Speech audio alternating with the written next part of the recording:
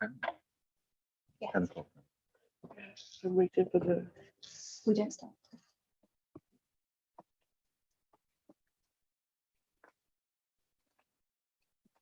Croeso i gyfarfod ein bwrdd. Fel aelod o'r cyhoedd, gallwch fynychu'r cyfarfod i arsylwi. Mae hynny'n golygu y gallwch weld a chlywed y cyfarfod, ond ni chewch gyfrannu. Rydym yn recordio'r cyfarfod a bydd cofnod ohono ar gael ar ein gwefan yn fuan. O ganlyniad, gofynnwn i chi beidio recordio'r cyfarfod os gwelwch yn dda. Welcome to our board meeting. As a member of the public, you can attend the meeting as an observer. That means that you can see and hear the discussion, but cannot participate. We intend to provide a video recording of the meeting, which will be available on the website soon after. For that reason, we ask that you do not record the meeting yourself, please. Cadeirydd y cyfarfod heddiw yw Cadeirydd yr Ymddiriedolaeth, yr athro Donna Mead OBE. Mae 6 aelod annibynnol arall gan y bwrdd fel y gwelwch o'r wybodaeth ac gyflwynir. Today's meeting will be chaired by the Trust Chair, Professor Donna Mead OBE. As you can see from the slide, the board also includes 6 independent members. Yn ymuno â nhw, mae aelodau bwrdd gweithredol y Ymddiriedolaeth. Joining them today are the Trust's executive board members. Croeso hefyd I rai o'n partneriaid allanol. We also welcome some of our key external partners to today's meeting. Mae'r bwrdd yn gyfrifol am reoli perfformiad a strategaeth yr Ymddiriedolaeth. The board is responsible for the strategy and performance of the Trust. Bydd y cadeirydd yn agor ein cyfarfod yn awr. The Chair will now open our meeting.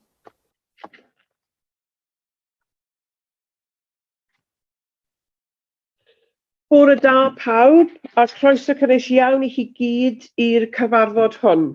Good morning everyone and a warm welcome to everyone to this meeting. This is the November 22 meeting of the Velindre University NHS Public Trust Board. As you've already heard, this meeting is being live streamed today for those who are joining the meeting remotely, and there are some who are joining us remotely. And a recording of this meeting will be made available on the Trust website very shortly, and members of the public, our staff, who may wish to view the recording can do so at their own convenience. So once again, welcome everybody. We have some apologies this morning from Steve Ham, Chief Executive, and from Martin Veal, Independent Member. I was about to say Vicky's late in traffic, but she's just arrived. So welcome, Vicky. And our Executive Director of Nursing, Allied Health Professional and Clinical Scientist will have to leave us around 1 o'clock. So we note that, Nick. We have a few members in attendance today. As usual, Stephen Allen, the Chief Officer of the Community Health Council. Welcome, Stephen. This morning we have, I haven't seen Christina Kozlowski, who's in attendance from Internal Audit on behalf of Emma Rees. If Christina is here, I've noted that. Katrina February, who's the Audit Lead for Audit Wales, I've seen Katrina. And David Cogan, I've seen David online, who's our Patient Liaison Representative. We've got some colleagues joining us toward the end of this meeting for a presentation, and they're going to join us for lunch, and I'll introduce those colleagues at that time. It's for item 8.1 on the agenda, so I'll welcome them when they join us later. And for our own benefit, I just to make it clear, this meeting has been recorded, so that we all know that. So if I can go to 1.30, declarations of interest. Are there any declarations of interest pertinent to the items on the agenda today which should be declared? Not. We've got a busy agenda, and we've this morning, and we've got a very full agenda this afternoon. And with that in mind, I'm going to try very hard to keep us to time. But I have to say I'm at the mercy of this board in order to do that. and you can read into that. I'm sure you get the message. We have a number of items in consent this morning, for both for approval and for noting. Does anybody want to take anything out of consent and take it to the main agenda? If you can let me know that now, and I'll work out where best to place it. No? Thank you. That being the case, can we turn to 1.41 first, which is the action log? And these actions are from our previous trust meeting on the 29th of September. The first one relates to 7.20, which is about the Cardiff Cancer Research Hub and a proposal for a tripartite partnership between Cardiff and Vale, UHB, Cardiff University and Velindre University NHS Trust. Just let colleagues know, I had a very full meeting with our executive medical director earlier this week to be updated about the progress. A lot of work's been undertaken, as Jazz confirmed, and work on branding is currently underway with surveys and so on being undertaken, and a legal review is planned. But before the heads of terms for this arrangement are agreed, it's going to come back to this board. That's Is that correct, Jazz? Will it go via EMB? Yes. And then we'll come to this board. Yeah. But it is in draft, and yes, we are working on it currently. But there's been a lot of progress, and hopefully, Jazz, it'll come to the January meeting. Hopefully, That's what we are aiming to do. So if we can get it just over the holiday period, getting things done, but we'll work to that date. Thanks, Jazz. And then 5.10, which is trust enabling strategy to approval, and this refers that the enabling strategies have been approved, of course, and this was about the case studies which we were going to circulate to the board when finalised. So as I met with Carl earlier this week, who assured me that there's been quite a bit of work has been undertaken to get these case studies into a format appropriate for circulation, and we're at the final quality check stage, including accessibility requirements, obviously for those visually impaired or whatever, and they will be circulated soon, Carl? Yeah, actually, yeah. I mean, the slight hold up has been a bit frustrating. Has been the external company doing the sort of the visuals for us. They've had a bit of sickness absence, so it's 20 hours work seems to take in about 3 or 4 months. It's a bit frustrating, but I spoke to Phil, and they're there now, so we will circulate them completed. And as you say, make sure that we comply with all the requirements as well. That's pretty important, isn't it? So yeah. Thank you, Carl. Around. And then finally 5.10, and this is actions which arose from the health and safety annual report, and you'll note that there are 2 appendices attached to the action log, which address the residual issues that from the health and safety annual report. So that's the action log, and if we move to section 2, which are now the consent items, anybody change their mind? The minutes then as approved. Oh, sorry, Gareth. Oh, just one point of accuracy on item 211 in the minutes. In the minutes. Well, yeah, we're doing minutes now. Should we take it now then, please? Oh, big pardon. So I'll take it now, the accuracy. Yeah, okay. It's 211. It says that it's the minutes of the public meeting held on 29th of September, whereas in fact this was the meeting of the 29th of September. So the date in 211 is wrong, that's all. In the previous meeting. Yeah. Oh, it's in the minute, not the date at the top. Yeah, got you. Yes, absolutely. Thank you for that. Any other points in relation to the minutes? So just before we move on from the minutes, are there any matters arising in these minutes which weren't captured in the action log, which anybody would like to raise now? Let's have an opportunity to do that, a final matter arising before we leave the minutes. Okay, thank you very much. And then scroll down, 2.11, 2.12 is the chair's urgent action report, which is there for to endorse the chair's urgent action, which has been taken between 29th of September and the 15th of November. And you have the table there which sets out those actions. And then 2.13, commitment of expenditure exceeding the chief executive's limit. And there are, I think, 6 appendices there where we're asked to approve expenditure in excess of £100,000, and we're asked to approve those. Thank you.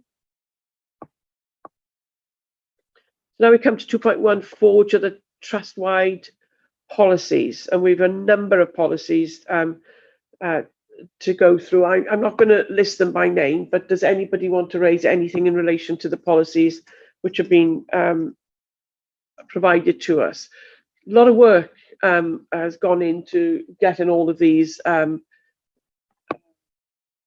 looked at, evaluated and updated and so on, and they've been to Quality and Safety Committee, and now they're coming here for final approval.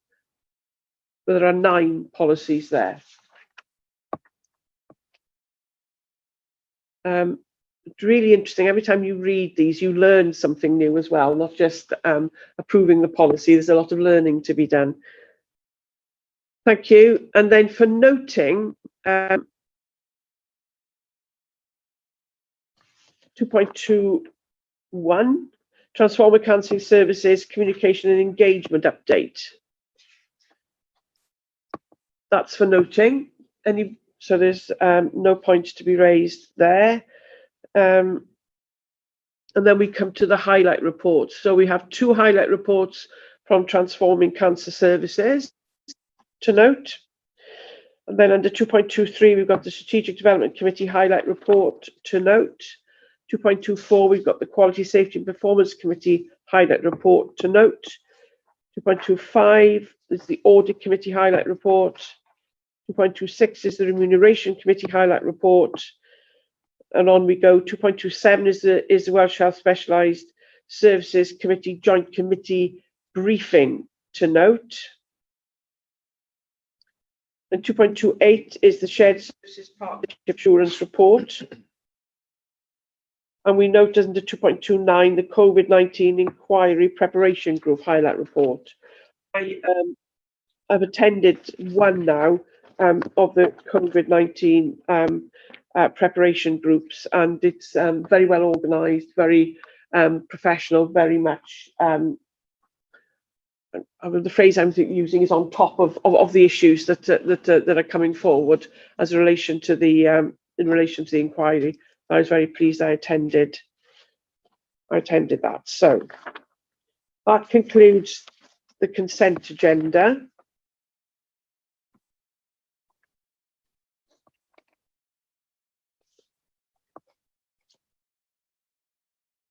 Just bear with me while I move on. My chair's brief runs out at that point. So the first item now on section 3 is my update report. So I don't intend to go through it, other than to note that it's been a very busy period. We've had a busy number of busy board development sessions in which we've addressed a number of key and important issues, and they're listed there for your information. I've been pleased to represent the trust at a number of events. One that I haven't written, just like to note, is that I did attend the All Wales Cancer Summit, which was convened by the Health and Social Services Minister, and I found that very, very interesting. Each organisation in Wales presented the current issues that they're facing and their ambitions for cancer services. And what I found really interesting was, I think, Jazz, you were there, we're all facing very similar issues and capacity and so on. So it was really interesting, and I know the Health Minister is going to want to exercise sometime in the future. So very interesting seminar that I attended.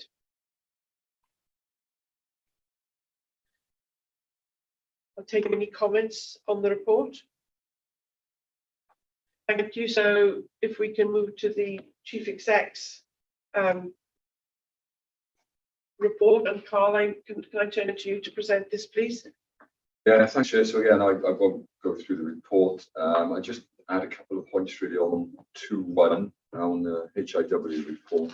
Important and strong reassuring message for, I guess, people who use our services, patients, donors, and also the ever government scrutiny that takes place. That's the first thing. I think the second thing for vaccination, clearly important anyway, particularly in terms of resilience for winter planning and everything else. And letter from the Minister received by Donna, which is passed on to Nick, just encouraging us to, do whatever we can to increase the level of flu and COVID uptake for the vaccine, as you'd imagine. And then the other thing I just wanted to pick up, digital healthcare record. This paper was written a little while ago, so just the great news that we did go live on the 14th of November. We may come back to that, because perhaps Jazz and Catherine want to say a word. A huge significant milestone for the organisation, both in terms of improving patient care along the pathway, our ability to share information across the pathway, also really like better outcome. And I think Catherine, Jazz, about that, because I know we're on the tight time scale, but it's of such significance for the organisation. I think perhaps Catherine and Jazz, I just want to say a word there, because it really is a big milestone. It is huge. Yes, thank you. Yes, just very quickly, I would just like to put on the record our thanks in the Cancer Service to the support that we've had from our colleagues in DHCW in the development of the software, but also in getting it over the line. We've had a phenomenal number of people over the last month who have literally worked around the clock to get this in, work seamlessly with us as one team, and enormous thanks go to them. In particular, I think our thanks within the service go to Jake Tangray and to Suzanne Rogers for the leadership that they've shown, for the technical team and the clinical team in getting this over the line. I think it's something to be celebrated, not in terms only of a new digital system, but also the changes to the ways of working and just the general learning that everyone's got from the exercise. Given time, I'll stop there and I'll hand over to Jazz. Yeah, just to echo that really, and I think it's the significance of this achievement for Velindre that did play out yesterday morning around the table with Welsh Government colleagues and our national digital colleagues around the table, and what they commented on was the clinical leadership and the managerial leadership that was key to make this happen in the way that it has done. It's not been easy, and I'm one of the people who, I was on using the system yesterday in clinic, and it is a different way of doing things, but it was fantastic. Once you get into it, you've got one record which has got your results, the information that you're putting in, the ability to look at the record if it's there, which lists all the medication for that patient, and then actually it's paperless. So I didn't touch a piece of paper. I did not have to make a booking follow up, because that was all booked online. So that is going to transform the information that we will get out of that system. And it is going to take time. We've had a few hiccups, but I'm almost more interested than the actual record itself, which is one thing, but the way of working that follows it. And that's the bit that is really transformative. Before I call you back in, Kath, Stephen Allen, I saw your hand up. Is it still up? No, Chair. What it was, the sound quality is pretty bad at this end, so we can't always hear what people are saying across the room. I heard Giles really clearly, but there was the people they were dropping in and out with the sound quality. That was all, Chair. I'll move when I'm going to speak. Thanks, Stephen. We'll try and. Thank you, Stephen, for pointing that out. We'll see if we can make that better. That's fine. I'll move it. I'll move if I need to. If I need to speak. There isn't a mic close to you, is there? There isn't a mic close to me, no. But that's fine. So just very quickly to alert you, one of the side effects of the implementation has been that it's had an impact on our business intelligence because of the joiner, but also the way in which people are entering information into the system. So it might mean that we're going to have a little bit of a technical glitch with some of our reporting of data over the next month or so, but we're working hard to bring that. So it's just a heads up that it's going to that it will have an impact on our data, but we'll fill you in more formally on that as soon as we can. Thanks, Kath. And I just note that a message went out to all our patients to say this is happening, Yeah. you know, bear with us while we settle into our new system. And I think that was very well received. And I would like to, you know, this has been in gestation for a long time. And just to acknowledge the work of some colleagues no longer with us, the organisations, Stuart Morris and so on, you know, who worked very hard in the early days to bring this to fruition. I think it's worth acknowledging the support that they gave to this, and as everybody says, it's a brilliant turning point for the organisation that we've become digitally enabled in this way. So back to you, Carl. So last point then. So just a quick update. The Team Wales event was helpful, but more importantly, the team had our 6-monthly JET meeting on Monday, November. Really positive meeting where we talked about in-year performance, but also started to set future years. We, as ever, will get the letter back from Judith and Nick, but the verbal feedback was really positive about it, as with the organisation, the energy, and the fact we're landing some big things. Ways of our organisation to make a difference both regionally and nationally, and also in light of challenges around the pandemic and everything else. So I think the team felt it went well. We were pleased with the conversation. I think it has set us up for future conversation. Well, just thank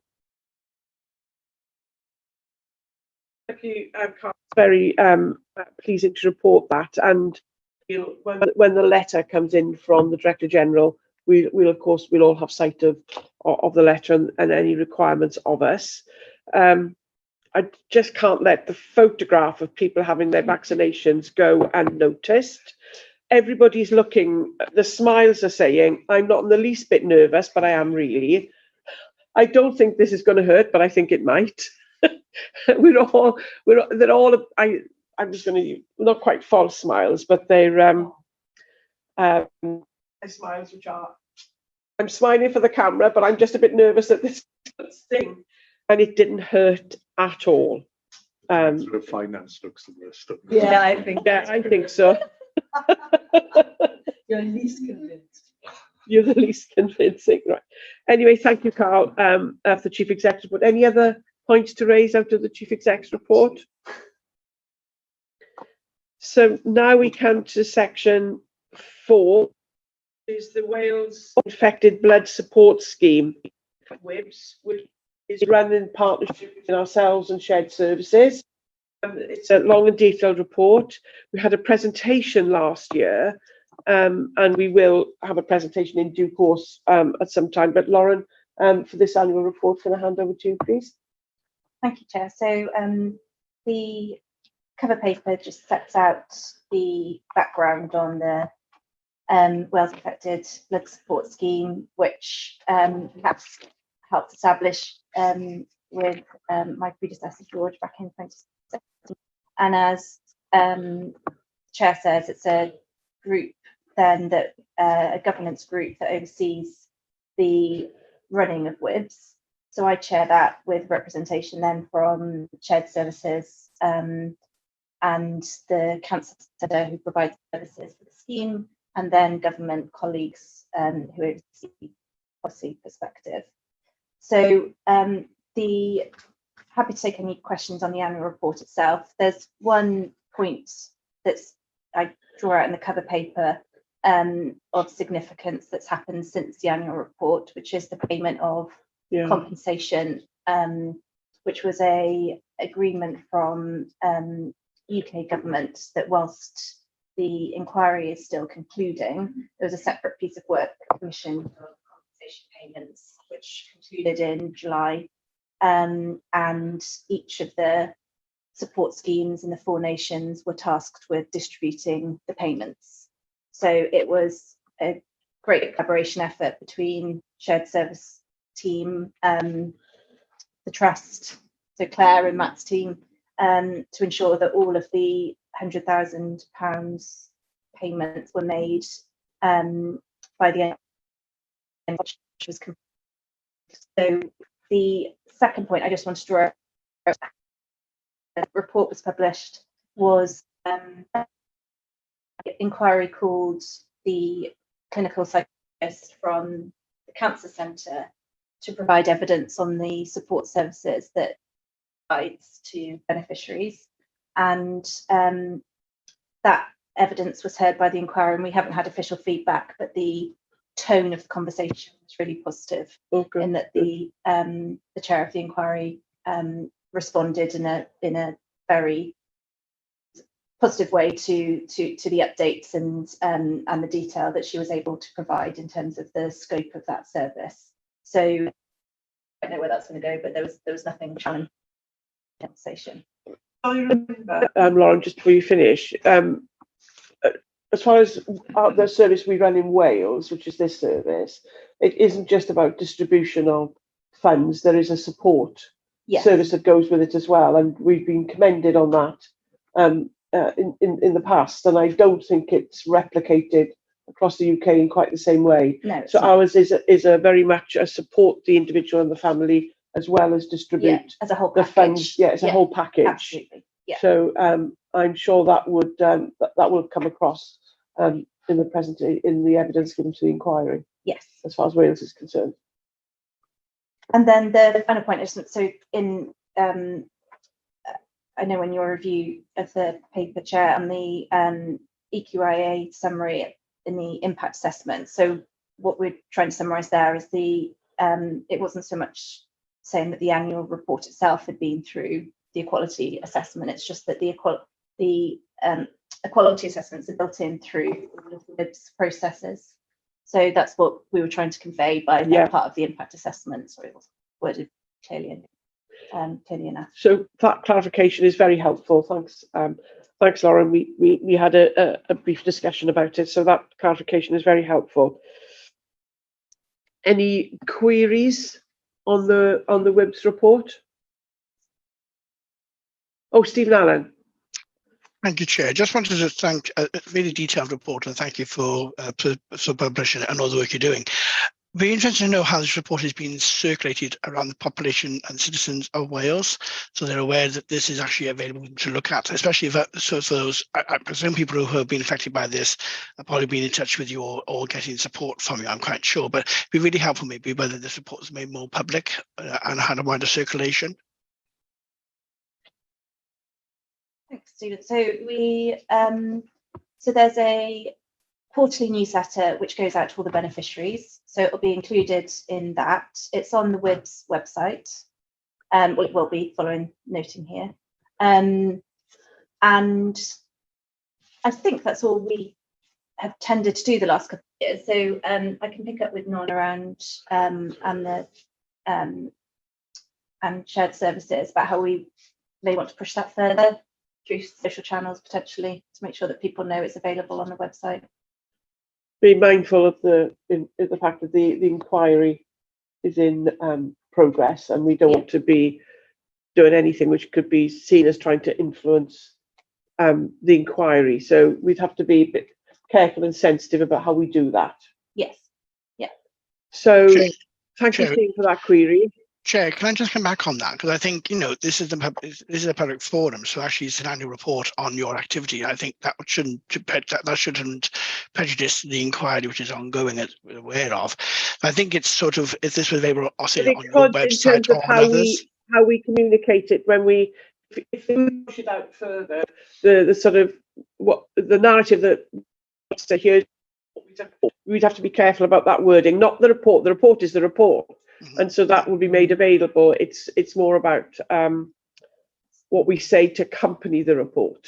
Oh, no, I appreciate that, Chair. But first put it on your website will be helpful for people to download if they want to read it. That was all. It will be on the website. Yeah. Straight away. Yeah, and the previous ones are. Yeah. So we're asked to approve the report. I'm looking around the floor. So we approve the report. I can't see any hands up, and we note the request to consider a sort of wider circulation Yeah. of the report, noting also that it will be on the Trust website, on the WIBS website, and shared services.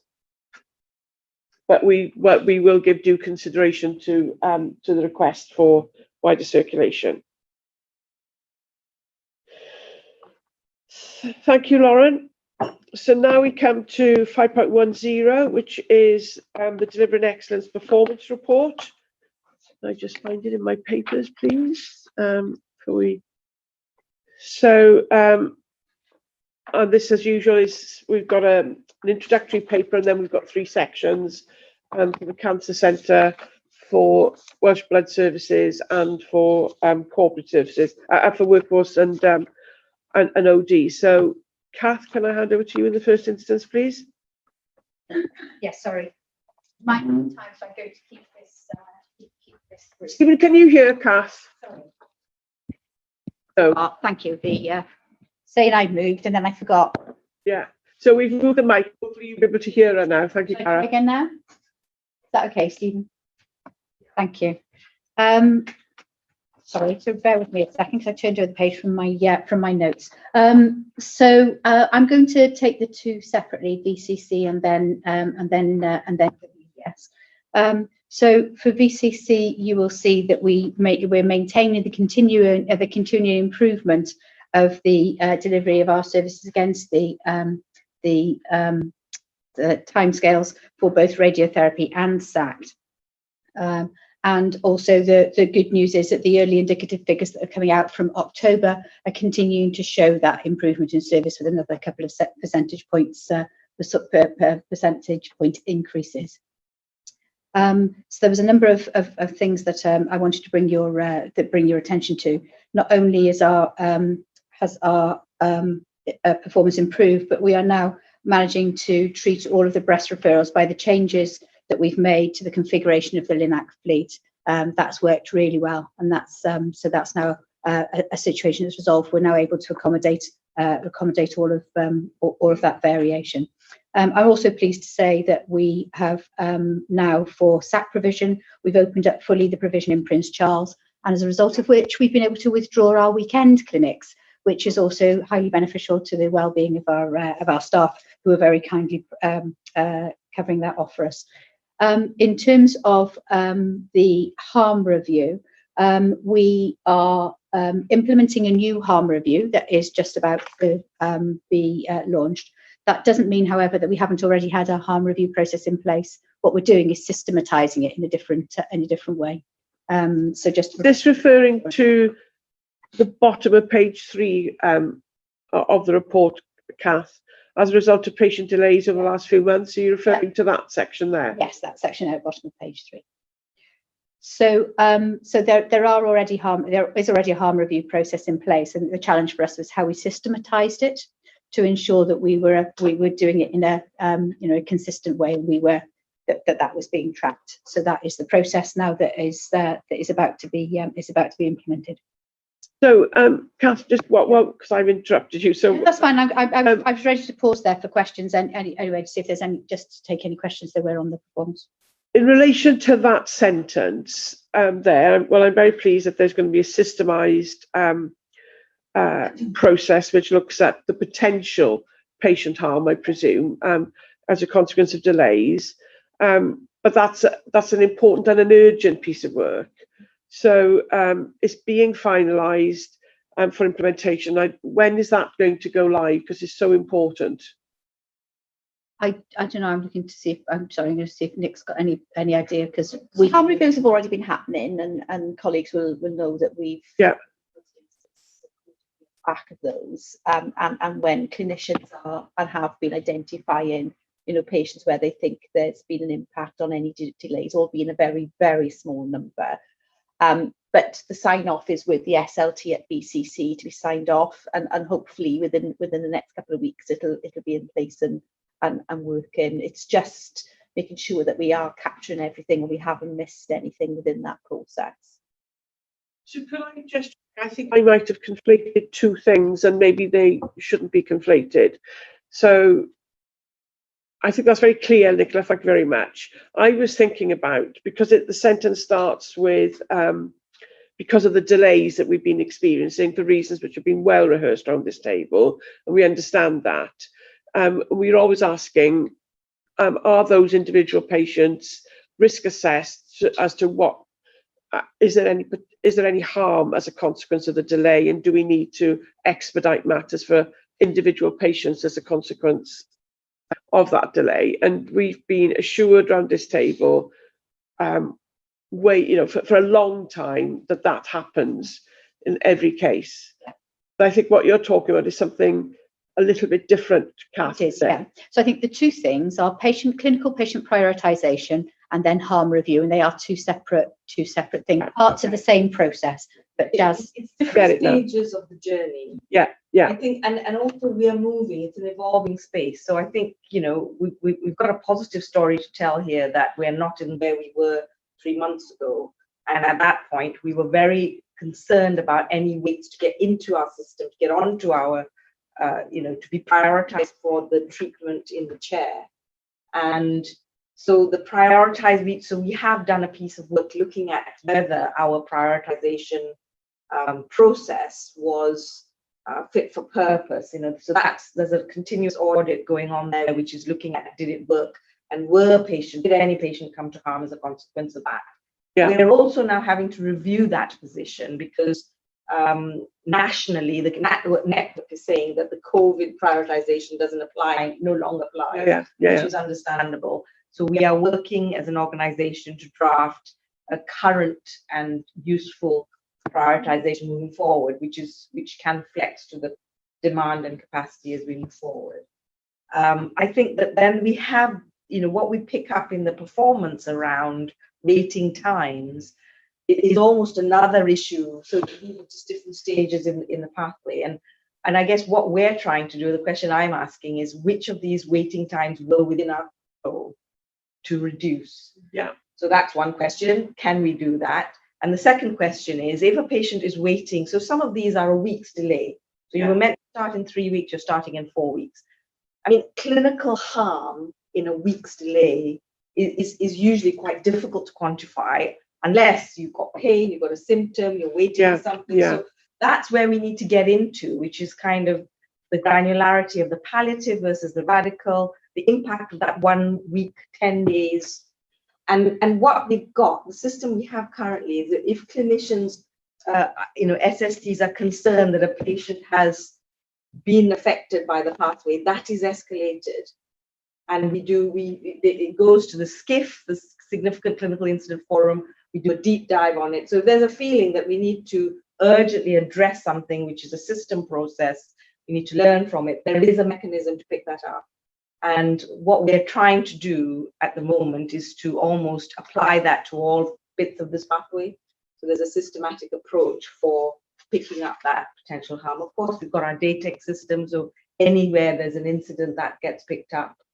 But I think that I was mixing up or conflating together where there's actual harm, an incident, or we think there might have been harm, an incident, as to if there's a delay, what are we doing to prioritize those patients so that we minimize that delay as much as possible? The two separate but related processes. Okay, so thank you. Just to add that although we've made improvements, we're not sort of resting on our laurels. Oh, sorry.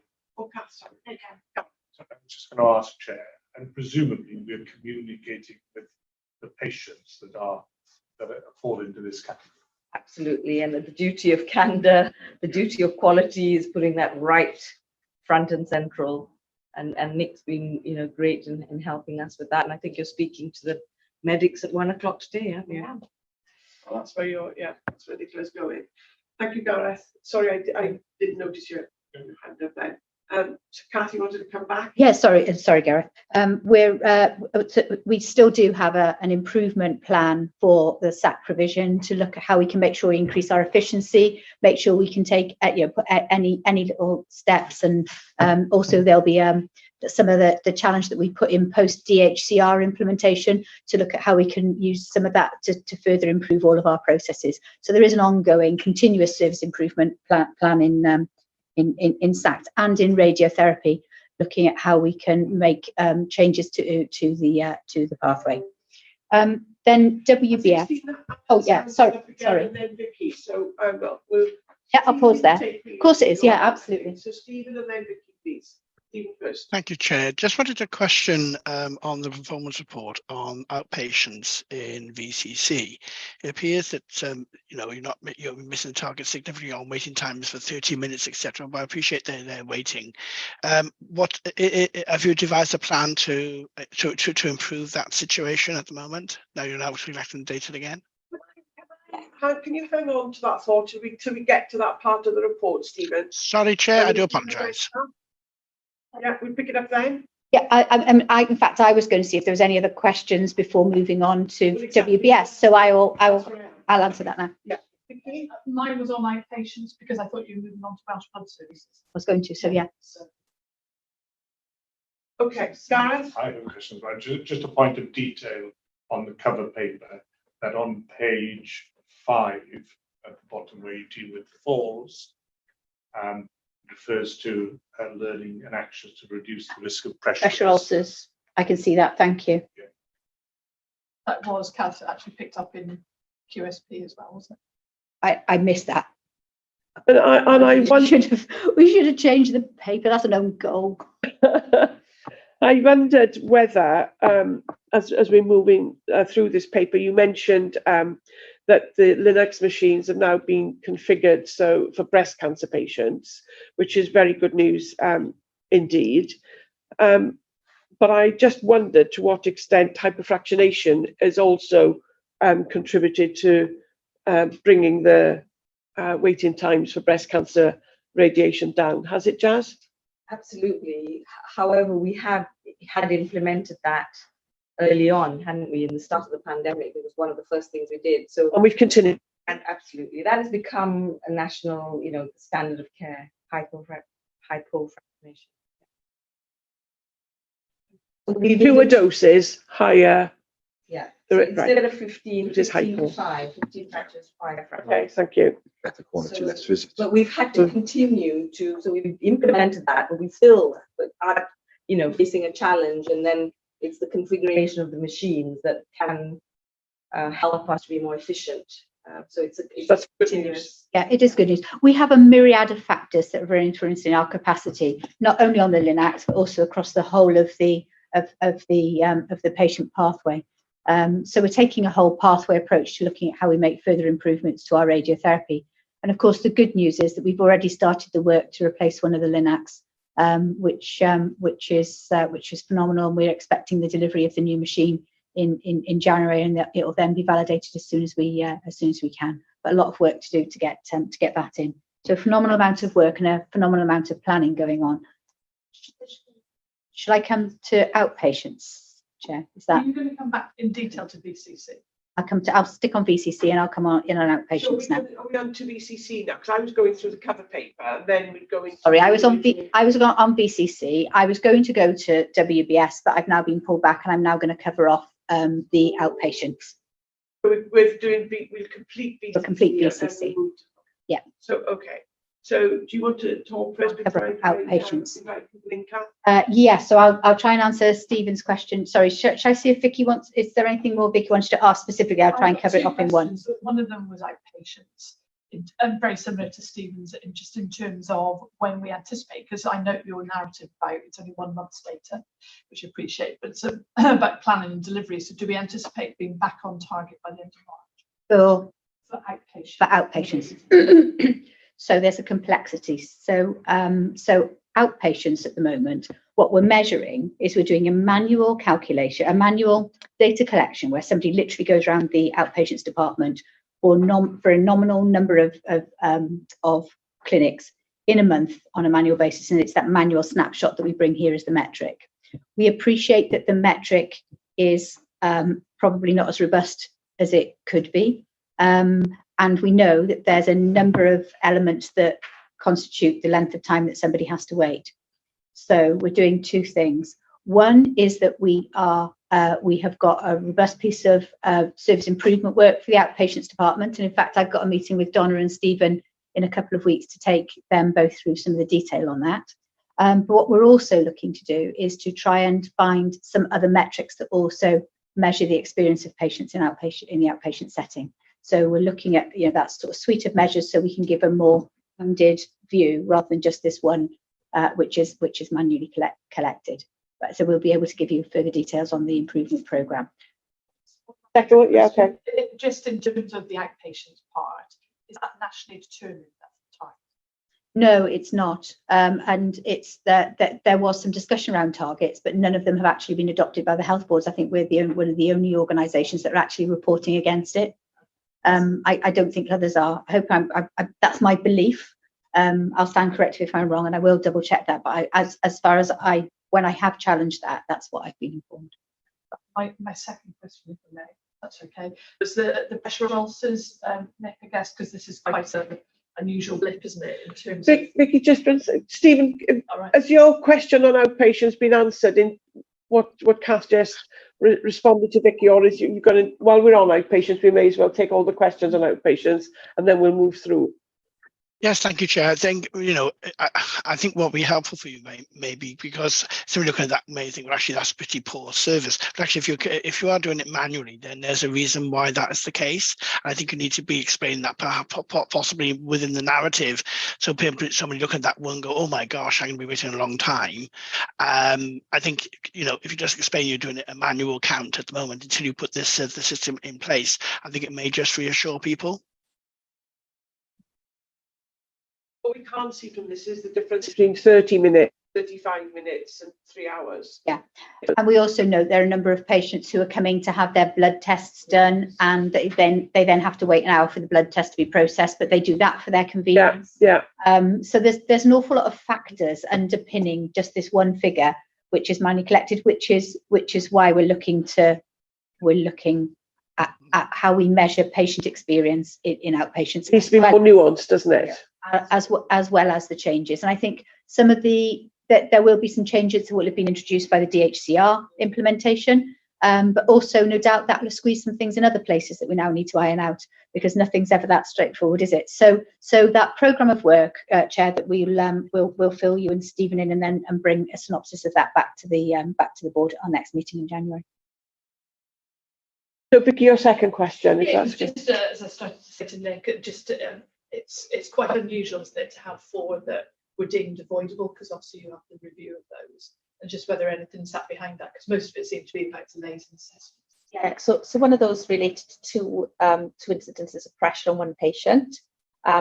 Actually, I've asked for that one to be re-reviewed because following my scrutiny of the performance report, I was not adequately assured around the robustness of the investigation and the conclusion that was actually incurred there. So I'm aware the last scrutiny panel was cancelled due to clinical priorities, but that is yet to be re-reviewed.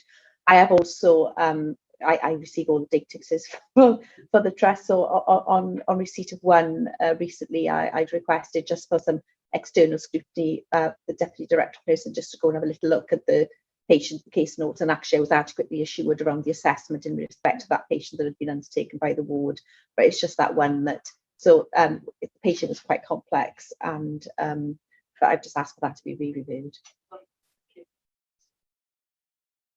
Thank you. No other hands up, nothing up on the online. Up to you, Kath. I'll go to WS now. Sorry I made that one so difficult for you, Chair. Would you probably go to, would I ask at a future meeting, Nick, if we could have a update on brachytherapy? It's mentioned briefly in here. I know there's a lot of work going on so that we are briefed as to how that service is developing following the review. Yes, thank you. And Kath and I can work collectively on that report. So just briefly, we've had a surge in demand for brachytherapy. So the team have been actively making sure that we are able to meet the demands that are hitting us, and that slightly delayed the finalisation of the improvement plan on the back of the peer review. It has now been drafted. It's going through to SLT, and we've also crafted a revised workforce delivery plan for the service as well on the back of the improvement work that we've undertaken. So I'm sure by the time we get to early next year through QSP and then up to the board, we'll be in a position to take that through, Kath. Yeah, absolutely. I caught up with Rachel yesterday. The SLT considered it yesterday and have agreed that they're going to have a further workshop on it in the next couple of weeks to look at how they can resolve some of the recommendations, so they have a team approach to that. So January would be a really good time to be able to bring it back. An item on brachytherapy. Yeah, absolutely. That would be great. Thank you so much. So, Kath, sorry for all the interruptions, but no, absolutely fine. It's best to take the questions as they come. So, not a lot to say other than in the report, other than to really commend the team, I think, for continuing to maintain good stock levels, and that really is about working with the health boards to do that. We'll note that the service in England went into an amber alert, which is absolutely unprecedented. The good news is that they're pulling back now, but we are still supporting Northern Ireland, and again this week, because they're facing some of the same challenges. So I would like to just commend the team and our colleagues in the health boards for that collaborative working. Bearing in mind that we're going to have potentially quite a difficult winter, and if we were ourselves to find ourselves in that amber position, we've run a workshop with the health boards to look at how we would manage such a blood shortage position. We've managed to come unscathed through COVID in terms of maintaining the supply chain. But if we were to get to that really difficult position, how would we actually enact that? So that's been a really good learning exercise, which sort of just really strengthens again our collaborative working with the health boards. We're maintaining high donor satisfaction. One of our challenges, clearly through COVID, has been the recruitment of new donors, particularly because we haven't been having the schools and colleges sessions. We have two pieces of work underway. One, which is to look at some really sort of ambitious and robust development of the Welsh Bone Marrow Donor Registry. And there's a new social media campaign that's starting this week. And I think that the question for us is why the numbers of donations that we're providing has dropped off, and what that actually means for the business as we go forward. We started a piece of work to look at a new donor strategy for the Welsh Bone Marrow Donor Registry that also includes our collection services and how we do that and how we make sure that we've got a sustainable service going forward. So I look forward at some stage in the future to bring that to the board to share. And similarly, a real challenge for us in terms of how do we recruit young donors and what does that donor life cycle look like. So again, some further ambitions being set to really get some new momentum in terms of the recruitment of young donors too. One of the other areas we'll notice we've been out of kilter for a while is platelet production. We know that that's quite precarious because small tweaks in demand can really play havoc with our stock levels, and getting it right is a real challenge. But we started a piece of review work to look at our historic demand, to work with the health boards to look at their projected demand, and to understand where our balance sits between apheresis platelets and the ones that we make through pooling. So Peter Richardson is leading a piece of work on that, with a view to having to being able to sort of pull our stock levels down and to be able to manage effectively at sort of some reduced stock levels. So again, that's a piece of work that will continue over the next couple of months with a view to really sort of looking at some sort of variation in our stock holding through into Q4. So I don't understand the difference between obtaining platelets and apheresis as opposed to obtaining platelets, drawn it down from whole blood. Everybody, I'm just looking at some of our non-clinicians, making sure everybody understood the emphasis. You either collect platelets directly through a process called, or you take a unit of blood and you spin the platelets from that unit. Take the donations from 4 donors and you pool them into one packet. So we vary the production methods. Apheresis platelets are required for certain patients, whereas pooled platelets can be used for others. So again, with small stock levels, keeping the right group mix that we need for those patients, and they're still a relatively short shelf life product at 7 days. We are getting some variation. We've seen a recent hike in our waste because while we kept our stock levels level, we've seen dramatic drops in the request for platelets from Swansea and from Cardiff, who are 2 of our biggest users. So at the moment, we're investigating with Cardiff and Swansea exactly what's behind that, so that we can get a little better at predicting. So apologies if that question was patronising, but it's a public meeting, and I thought some members of the public may not understand the difference between ways of obtaining platelets. So thanks, Kath. I can't see any hands up. I've got a couple of queries. Oh, Andrew, I'll take your queries first. Thanks. On the WBS side, engagement with young people. I understand, about reactivating, engagement with universities.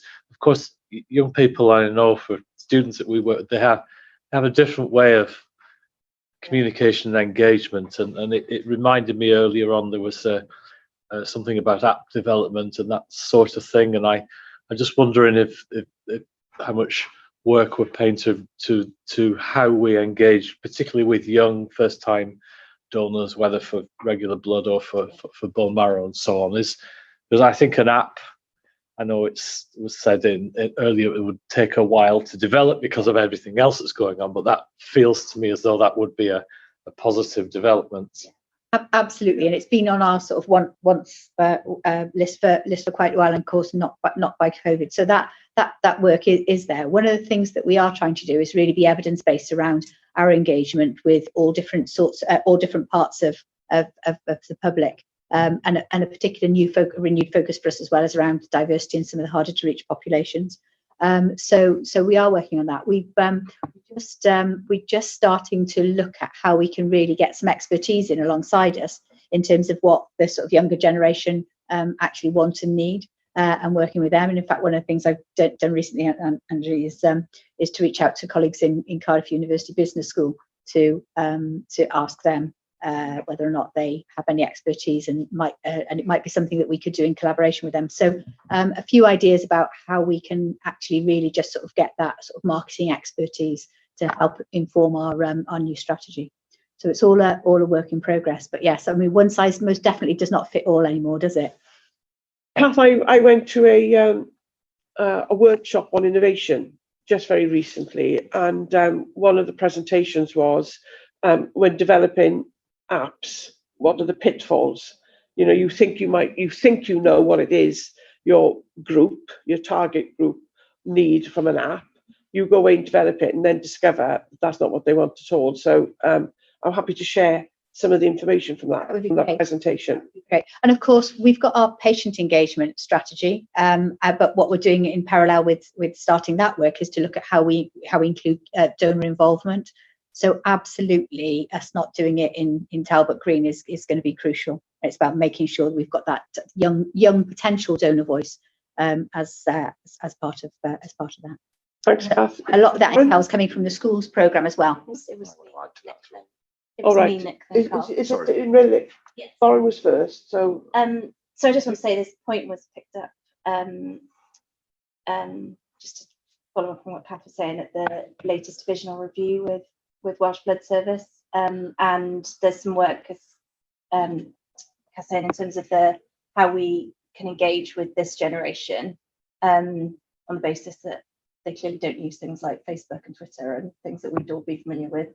So what, in terms of the social platforms that they actually use, and then how that can be used for future campaigns. So my team are also working with the WBS leadership team on looking at those other options.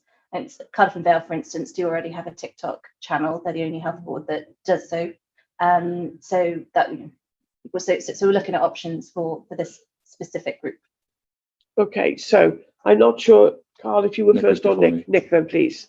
Just to make the board aware that we also considered a really empowering and a lovely story at the Quality, Safety and Performance Committee in respect of this very matter, where Welsh Blood are going back into schools, and it involved one school and 17-year-old pupils there. So the link to the story is on the Quality, Safety and Performance Committee report on page 4 for board members to have a look at. But it is really about one of the ways that the Welsh Blood Service is engaging with what was lovely was how much these young people said they felt as if they were giving and saving lives, and how much that meant to them, and the fact that will be with them for life then. Real commitment and enthusiasm. Yeah, absolutely. Excellent. Yes, thanks. I do commend that. If you have a look at that video, that's very, very powerful.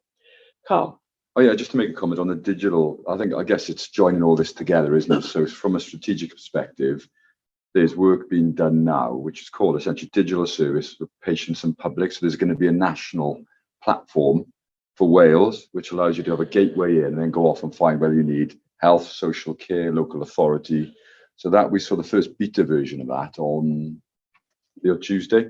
They got 1,000 people trialing that. And it was a good example where somebody, for example, went in to check on a health issue. So you get access to your own clinical record, everything else, realized that X, and then that did allow them then, so well, I haven't been able to donate blood for 10 years. They then went off and signed up to become a blood donor.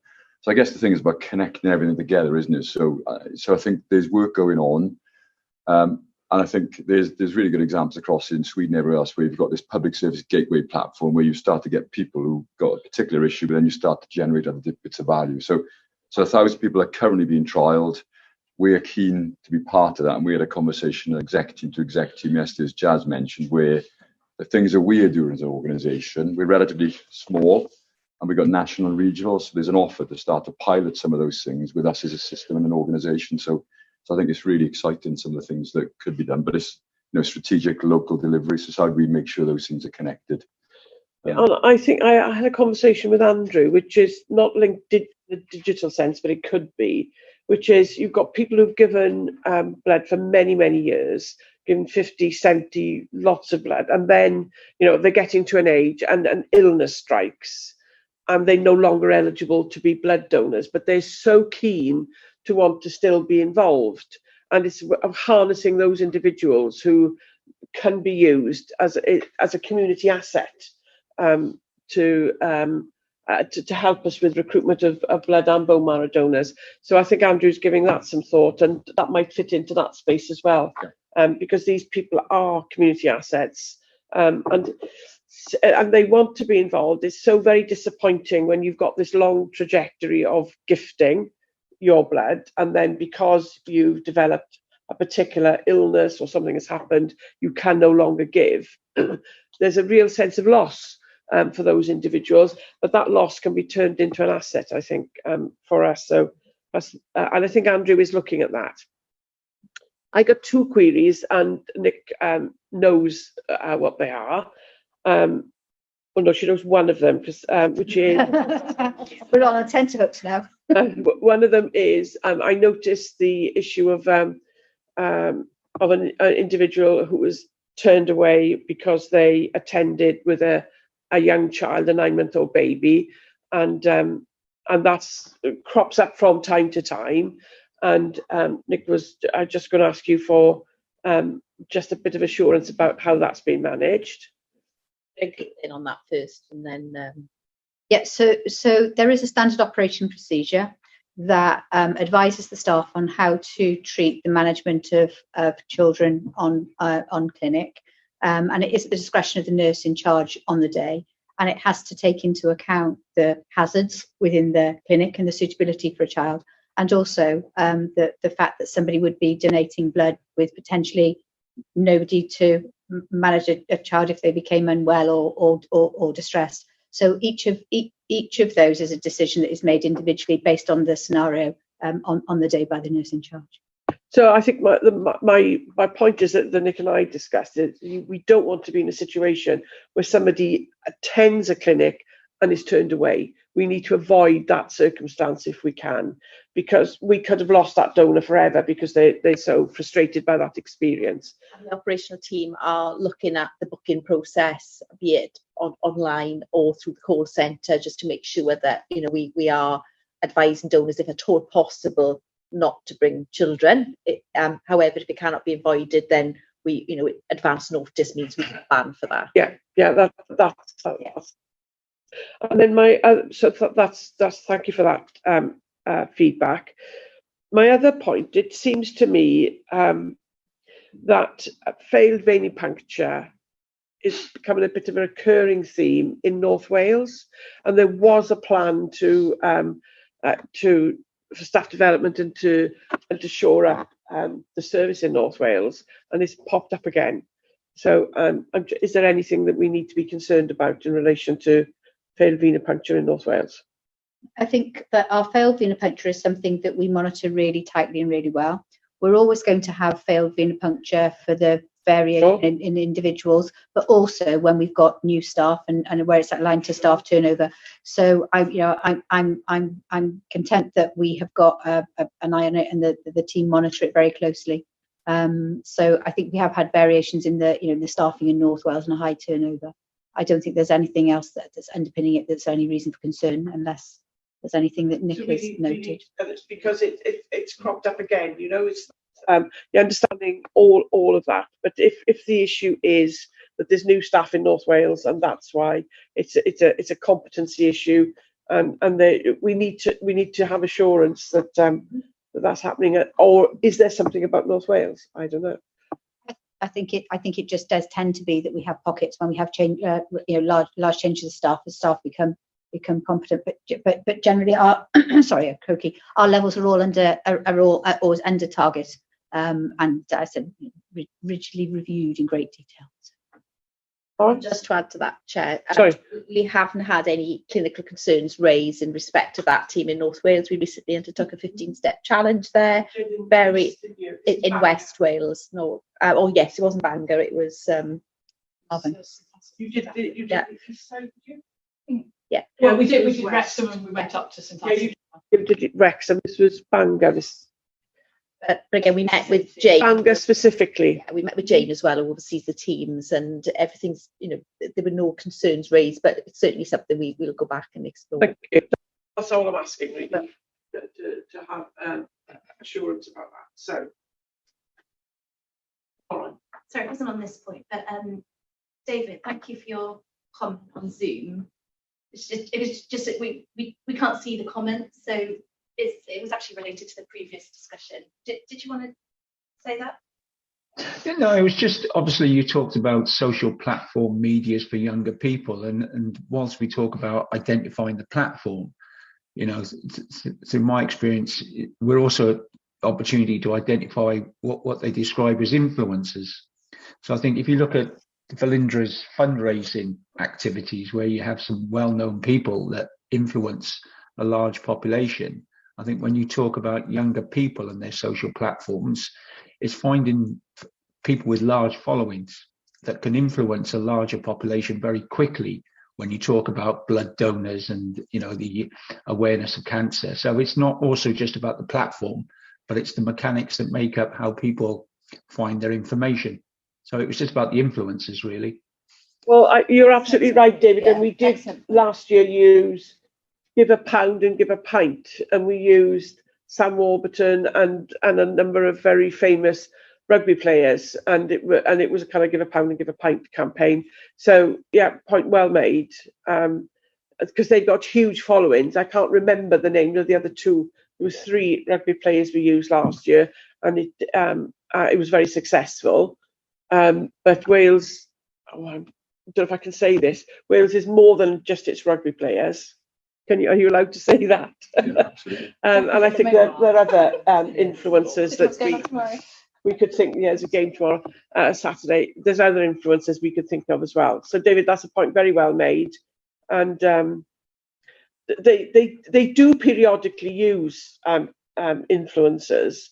Yes, we do. But I've got a strategy maybe for People specifically. Yeah, exactly. Yeah, absolutely. Though our the underpinning principles of our recruitment is through other organisations. So we use an awful lot of cascade approach, which is where we're working with Football Association of Wales to get other people to recruit on our behalf. So it's just that sort of thing. But I think what David's suggesting is that sort of top of where we're using a single person rather than an organisation, which is really important. So thank you.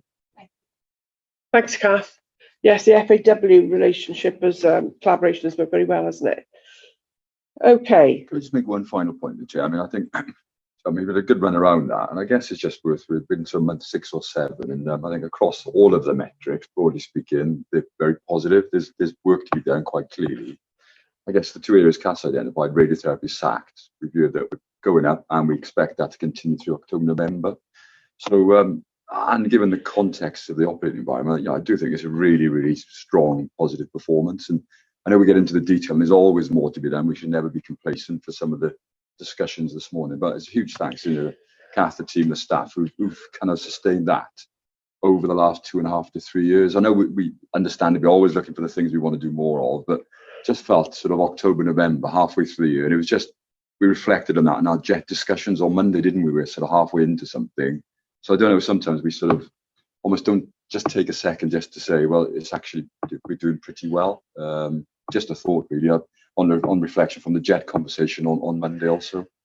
Thanks, Carl. I didn't mean to undermine the no, I didn't positive suggest that for 1 minute. developments. I think it's just sometimes good for us just to stand back, and I was going to do that because and even when we come to the next section, there's the green shoots of improvement are there as well, aren't they, Sarah, for workforce and OD? So that it follows right through to the third section we're going to look at. But of course, our role as independent members is to look where there could be areas that need improvement and to get them scrutinised. So, but it's a balance, isn't it? It's a balance between making it look as though, you know, everything is not quite right. You can persuade yourself that's the case if you concentrate too much on the concern. So your point is well made, Carl. Vicky. Yeah, just to come back at what Carl was saying, it would be really helpful, Carl, just to, because we pick up as independent members some of what are the actions that we need to do in order to progress that. We heard that quite a lot in terms of the action plan to progress SACT and radiotherapy.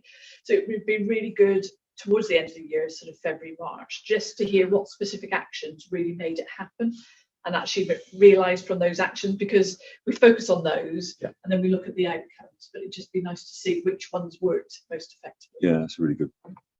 Yeah, thank you, Vicky, for that. And perhaps we can note that in a suggestion in the minutes. Kath, I'm going to hand over to Sarah. Thank you. Sorry, thank you. I'm just writing that down before I forget.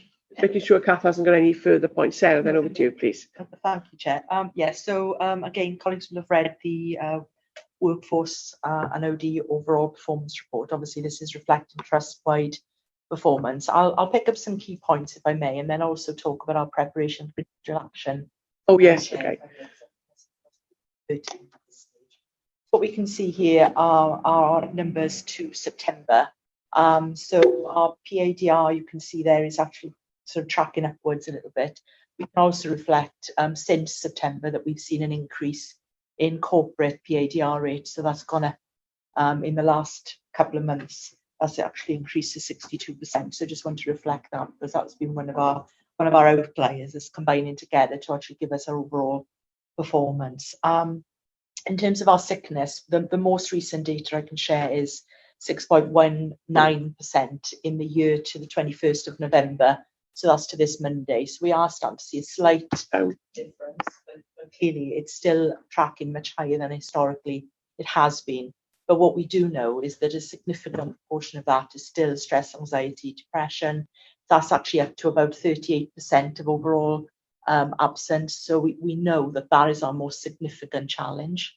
And clearly lots of work we're doing as an organisation is around wellbeing and understanding exactly the impact of the interventions we have in place, and trying to mitigate the impact of any of the things that are making that situation slightly more challenging, such as we know the significant amount of change, we know the service pressures we just talked about, and actually the impact that those things are having on staff wellbeing.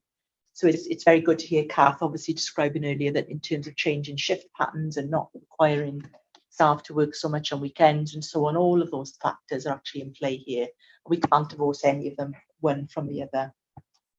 And as you can see, so the public would understand, if we're asking staff to work weekends, it's they've worked all week and we want them to work weekends. But staff to work have to ask.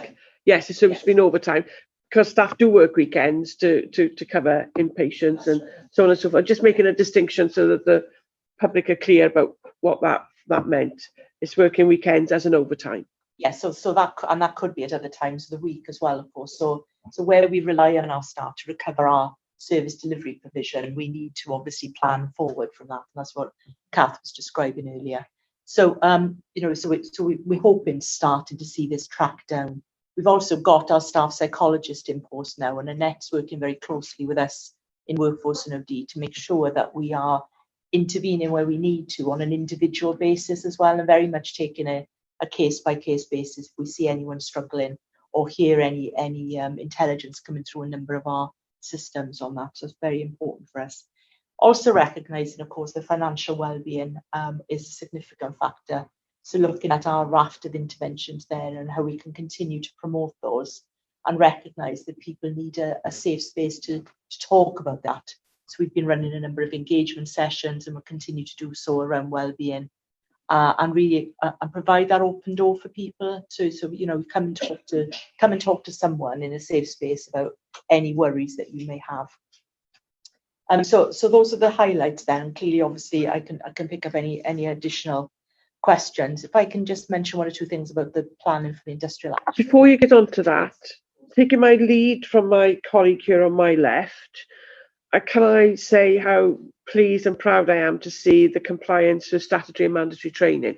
Given that context that you've just described, that's an excellent outcome and has been very good throughout COVID. And I think there are lots of health boards who give their right arm to have figures like that, Sarah. So, that's a testament to our staff wanting to make sure that they keep up to date with their statutory and mandatory. That's an excellent outcome. Who's got the hand up? Oh, Stephen. Thank you, Chair. Apologies I can't be there today. As you know, I'm not entirely well today, so I'm not come in. I did have a question on coming back to sickness levels. I think it's something we touched on at the last board meeting. It's around actually the sickness target, which for our particular trust is set at 3.54%, which has no scientific basis at all. It's just based on a whim of history some time ago. And I know there was thought about maybe comparing our sickness target levels to other NHS organisations. So I don't know whether that's been progressed at all, but I've done my own little bit of research. And as far as I can see, for example, in Cardiff and Vale Health Board, one of our neighbours, their target sickness level at the moment appears to be 6%, if I'm reading their performance reports correctly. So I'm just wondering is there any update on the review of the appropriateness of current sickness levels? Because as we discussed last time, when they're so unscientifically low, they become almost irrelevant. We don't have a meaningful conversation about performance against a meaningful target. I'll pick that up. So there are no conversations happening within Welsh Government at the moment to review the target, Stephen, which is where that was set from in terms of 3.54%. But I continue to ask that question really because it's been something historically we've recognised as not reflecting reality. So I think things are quite difficult at the moment in terms of having those conversations and prioritising that work. I will certainly go back and do a comparator, Stephen, in terms of other organisations. I've made a note that you said Cardiff and Vale is 6%. I won't say any more on that at the moment. I'll go back and have a look at that and talk to colleagues in terms of our comparators. I know historically our target was always lower because the target was set at a 1% reduction from whatever sickness levels happened to be on an arbitrary date at some time in the past. It was probably our organisation at that point was 4.54%, and we had a 1% reduction target. Health boards would have always been tracking higher than that, so their targets would therefore have always been higher than ours. So we can take some comfort in that. However, I think we need to be very clear that the nature of our organisation has always meant that we have done well in terms of our sickness levels. So this is concerning for us that we are now tracking at above 6%. So comparators in a way can be a bit distracting. And that's why we've always steered away from comparing to health boards, particularly. I am concerned that we're still over 6%, but we know that the huge amount of factors at play there are making that complex. So we've got to continue to chip away at that. We've got to continue to look at it on a case-by-case basis.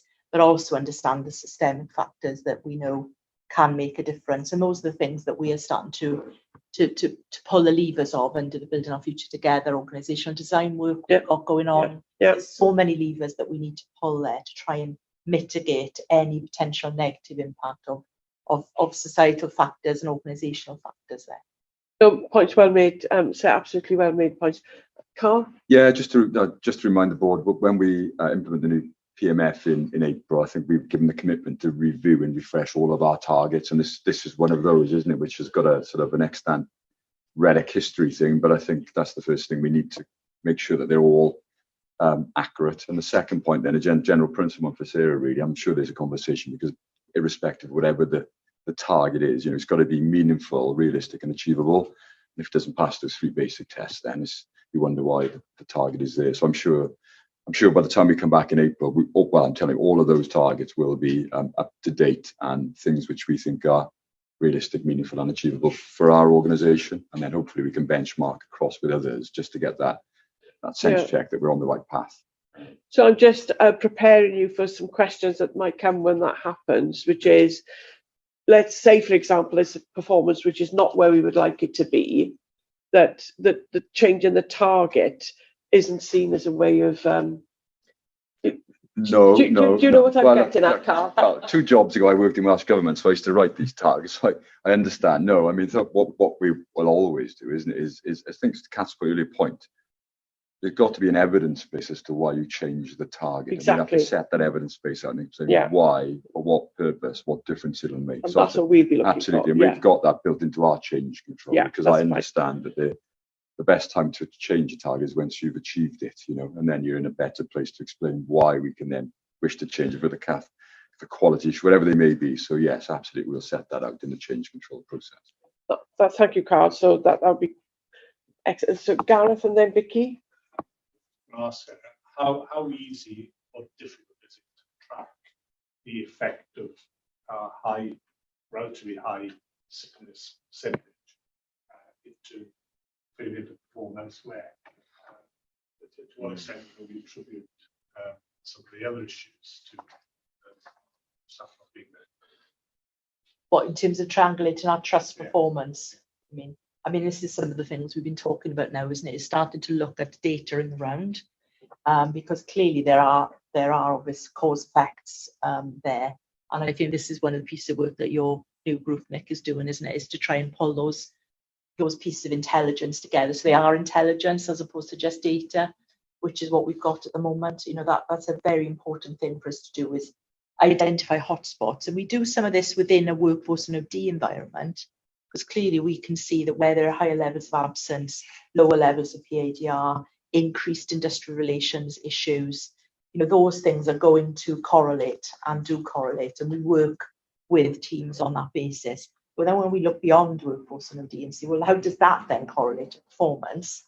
That's then when we get into the bigger conversation, Nick, isn't it, around the opportunity we've got through QSP channels and its feed-in mechanisms to do that. We've not gone into that historically, but we certainly intend to and need to.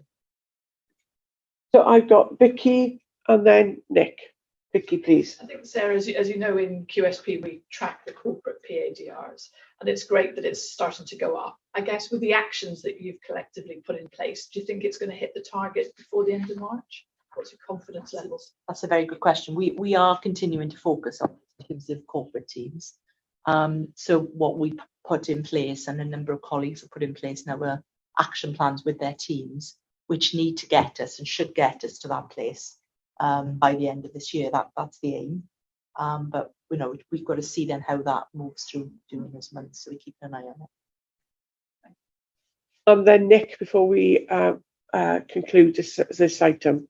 I just wanted to add a bit further to Gareth's question. And yes, undoubtedly, there will be an impact on performance delivery, and that has happened in services such as SACT, where you may have sickness. The COVID, clearly we've got the COVID absence as well, which currently plays into that, and maternity leave, because so the combination of that, does, and the team do everything possible to prevent cancellations. We have everybody who can deliver SACT safely is trained, competent, all hands on deck approach, including the senior nurses when we are finding short-term sickness. One thing we are trying to do strategically to mitigate as much as we can for some of that is make sure we've got a headroom within our clinical establishments. So, nursing, there is an agreed headroom. It's not always been everywhere. And as we are doing our workforce redesign and workforce planning, we are looking at making sure that we are planning, knowing people have got to have holidays, knowing there will always be a degree of maternity leave. And I think 4.5 is the NHS Wales headroom for sickness that's being considered.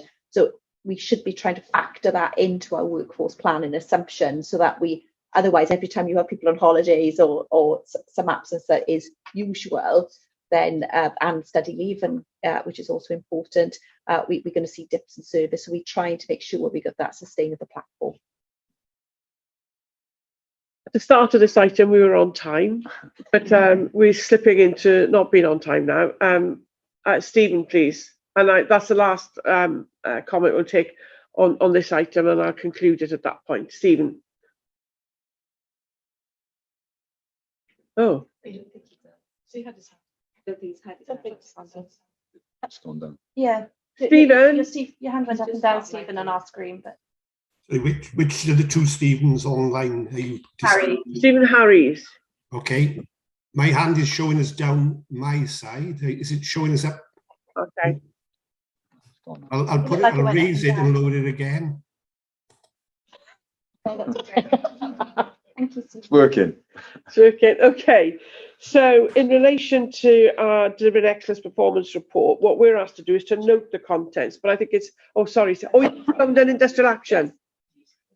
Sorry, Sarah. I won't say too much. So just wanted to reassure the board, obviously, that we're entering a period of possible industrial action on with a number of our trade union colleagues and national organisations. We have been notified, of course, by RCN that they have received the appropriate level of votes, and therefore we might be subject to industrial action.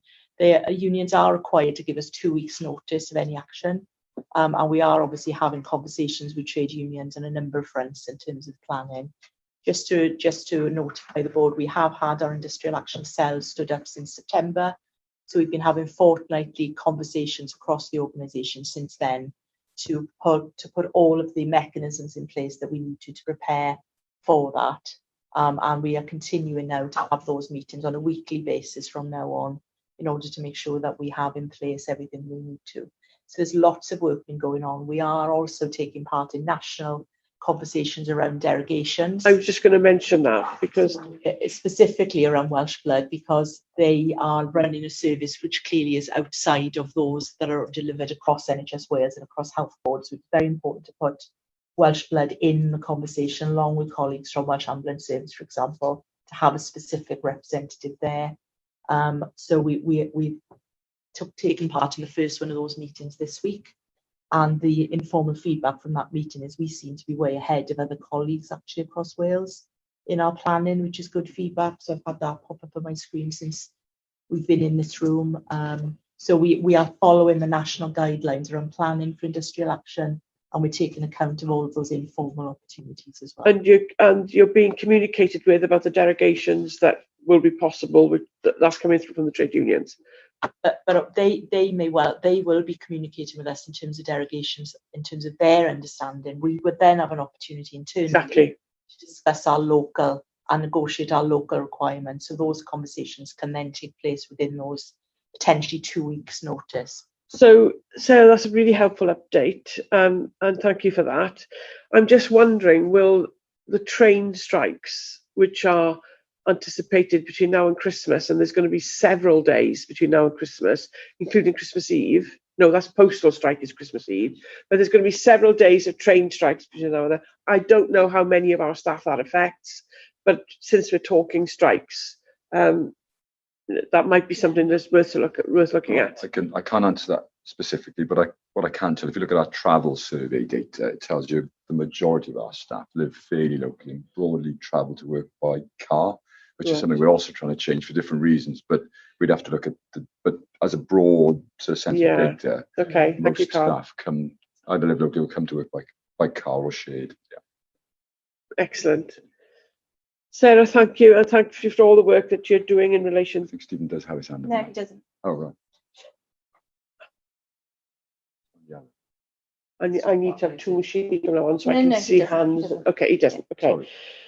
So, so for the minutes, we have noted the contents of the report. I think there's been quite extensive scrutiny of the performance metrics with which we have been presented, and there's just a number of actions which will go into the action log Denise and I have been or will be messaging updated. to them all as we've gone through. Yeah. Right, that's excellent. Thank you very much. And now we come to the last item before we have a brief comfort break. 5.20, which is the financial report for the period up until September 2022. And so it's over to you, Matt. Thanks, Chair. So as Donna said, the paper in the pack is to the end of September. Since this paper has been submitted, we've done another month end, so we have an October position. So I will update you on any changes.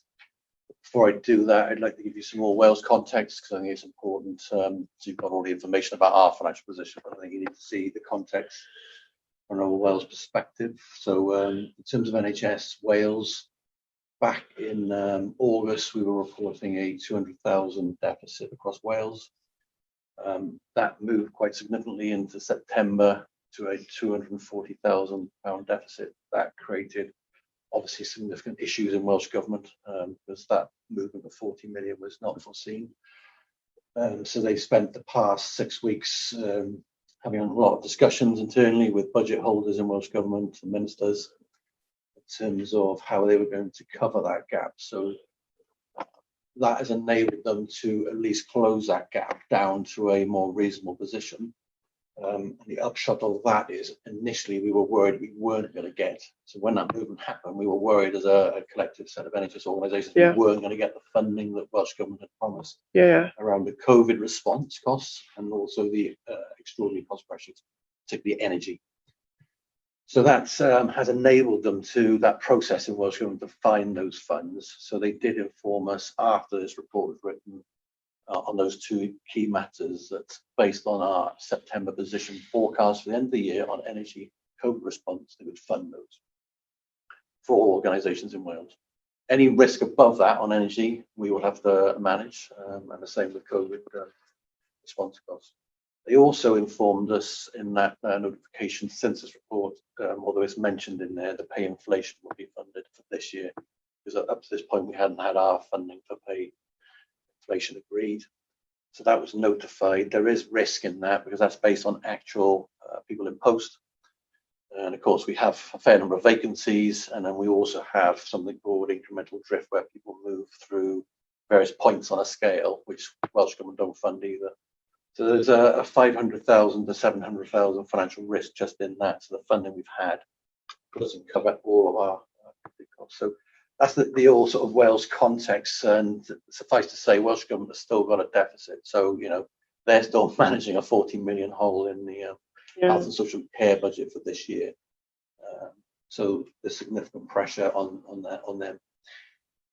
So just moving back then into the trust, I'm not going to go through the report, you've read it, but just to say the key performance indicators, both at September and October, remain, as I've reported, on revenue that we're forecasting a balanced position. And obviously the two things I've noted around the funding help clearly in terms of managing down those risks. And then also in terms of living within our capital resource limits, we'll meet that with obviously a lot of effort and work around the capital programs, a fairly sizable program. And then also in terms of the public sector payment target.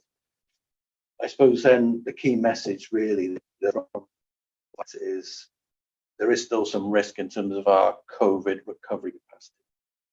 We're managing that this year as well, and we have the benefit of our income protection, where we are not bearing all of the impact of underperformance against our baseline targets with our commissions for activity. When you say underperformance, it means there's not many referrals coming through. Yeah, it's not that we're not performing well. We don't control. That's quite right. So for the public and everyone else, we don't control the referrals that come into the organisation. So clearly, as part of the impact of the pandemic, there's been issues in health boards in terms of flow of patients through Diagnostics, etc. diagnostics and actual surgery. So at the moment, there are elements of our service are not getting those referrals through to the level, or they're not converting to necessary treatments. So there is underperformance there. When we lose the income protection, that will have a fairly sizable impact on our position. And as you know, as I've said before, we invested to the tune of £3 million in extra capacity in staffing.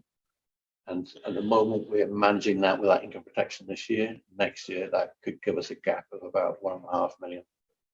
If in addition to that, and we don't know, it's a bit of speculation, but the volume should increase as well as increased diagnostics happen. And we're doing a load of work with our health board colleagues, and that's probably talked about in previous meetings with the operational groups. So in each of the 3 health boards, our staff attending those, trying to forecast and plan and predict what's going to happen in each health board and how that activity will flow through to us. Obviously, then we use that information in finance to try and predict the income. And obviously, this is a weekly process or monthly process where we're refining. But it is a risk, as I'm just flagging for next year. Sure, it's a risk. Yeah. And we will meet our targets this year, but next year it's a different picture. So the key message from Welsh Government and from me is really, well, basically the current levels of spending in the NHS in Wales cannot be sustained, and we've got to have to bear down on costs. And we funding and exceptional cost pressures next year either, on top of that other risks.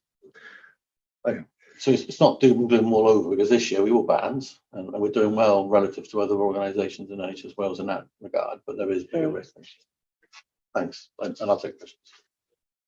Okay, lots of hands up. Gareth, please, and then Vicky, and then Jazz. 2 points, if I may.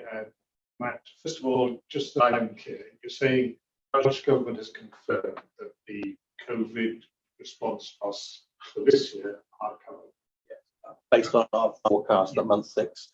So we bear a little bit of risk, but we're bearing down on those costs, so it should go the other way. So we shouldn't be getting increased COVID response. So they're not going to go back. There's a shortfall. They've given a much more formal.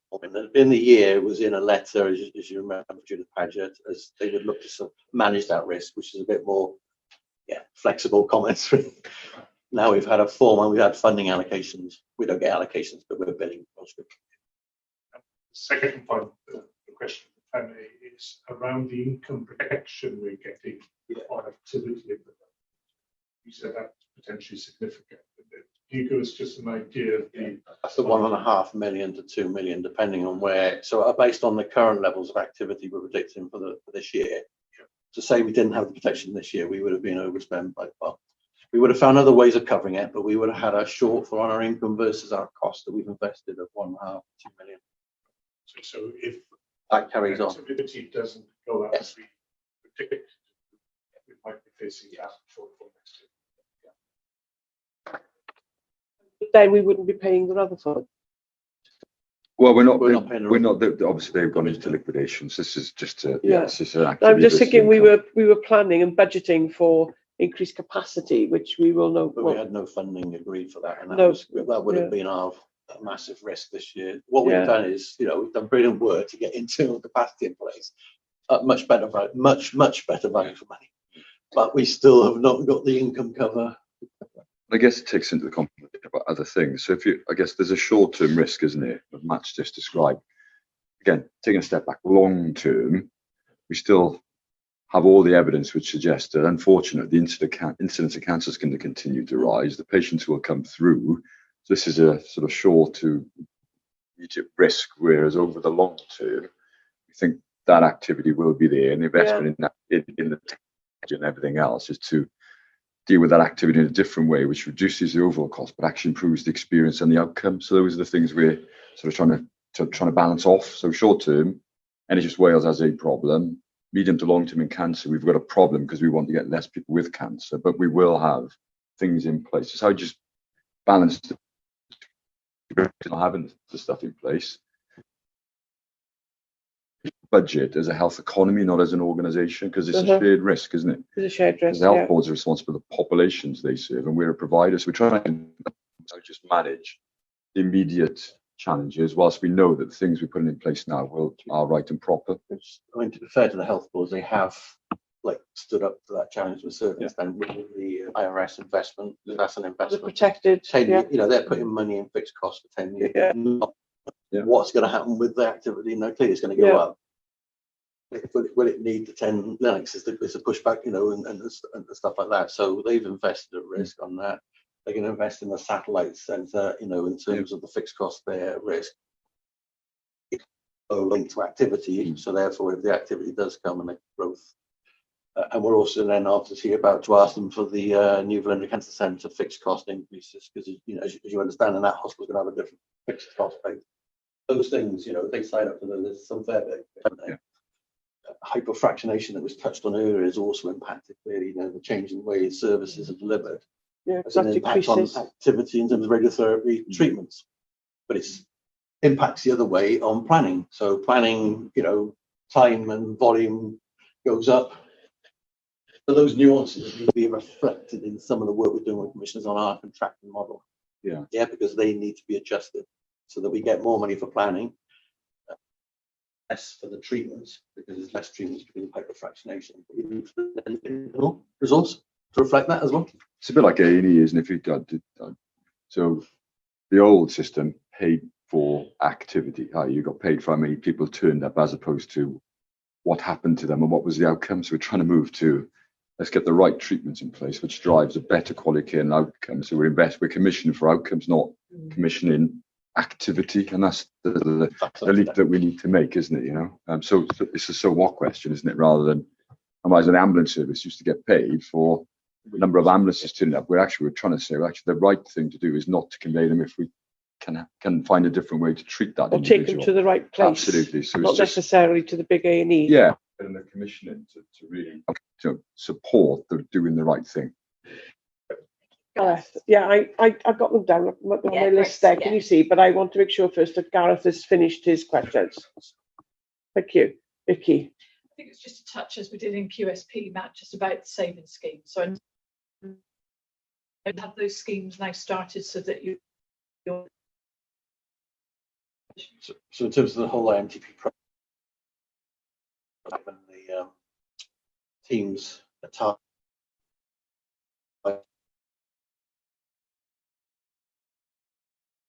%, but because of the savings scheme we delivered for this year on a recurrent basis, we're covering non-recurrently, plus even some of the year before that. That's the reason I'm saying, well, we're going to need up to 4 potentially in some areas. So that will cover off those plus the additional issues, some of the additional issues I'm flagging here. Yeah. It won't cover off the big ticket items, but each individual division and service area is going to have to manage more of this risk on their cost pressures. Yeah, I think the importance is the recurring savings. Yes, exactly. Yeah. Okay, thank you. Jazz?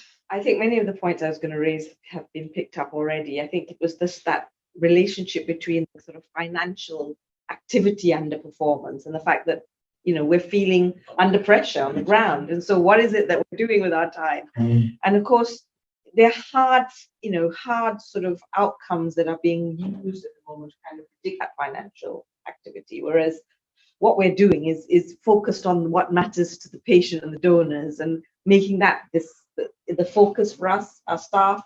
But we've got to be savvy about the money as well and how that feeds in. You know, currently we don't have a waiting time as such to see a patient. You know, if you're referred in, you're booked into the next available clinic. And effectively, we're going to do some work to understand this. But actually, if we looked at outcomes, that's a fantastic outcome. So we should be rewarded for that. And all our system is geared up to do that. But then it comes out in your outpatient times, and we need to understand that better.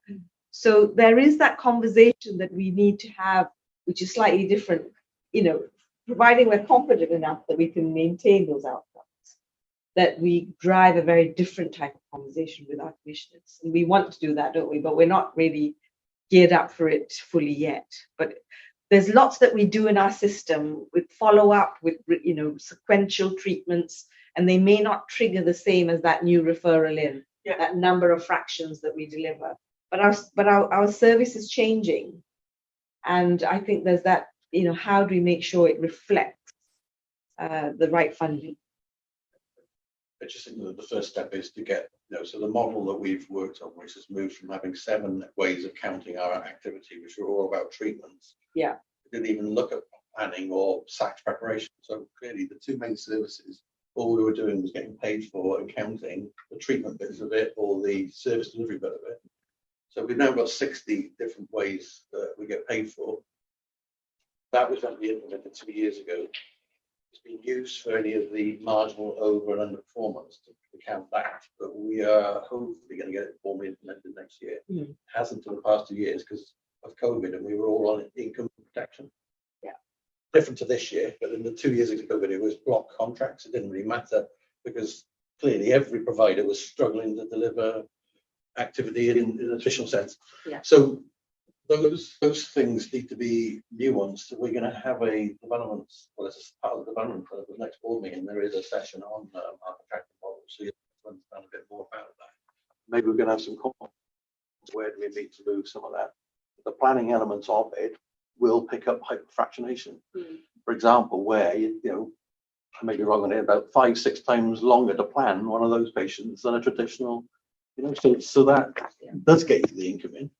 What it doesn't do yet is outcomes. We've had those conversations initially as a collective across Wales. So there's a group looking at contracting and commissioning. So outcomes, is an area that we need to move on, but we need to be careful that we don't shoot ourselves in the foot on this, and we are. So it's an interesting discussion. We're coming to board development, but we've gone way behind time now. We've discussed the financial report. We've acknowledged the risks inherent in it, and so that brings us to the end of section 5.2. We are now running 16 minutes late, and we've still got quite a meaty agenda to go. So I propose that we do have a break now, and that we come back at 5 to 12. Sorry, I can't make it longer. We won't finish in time if we don't.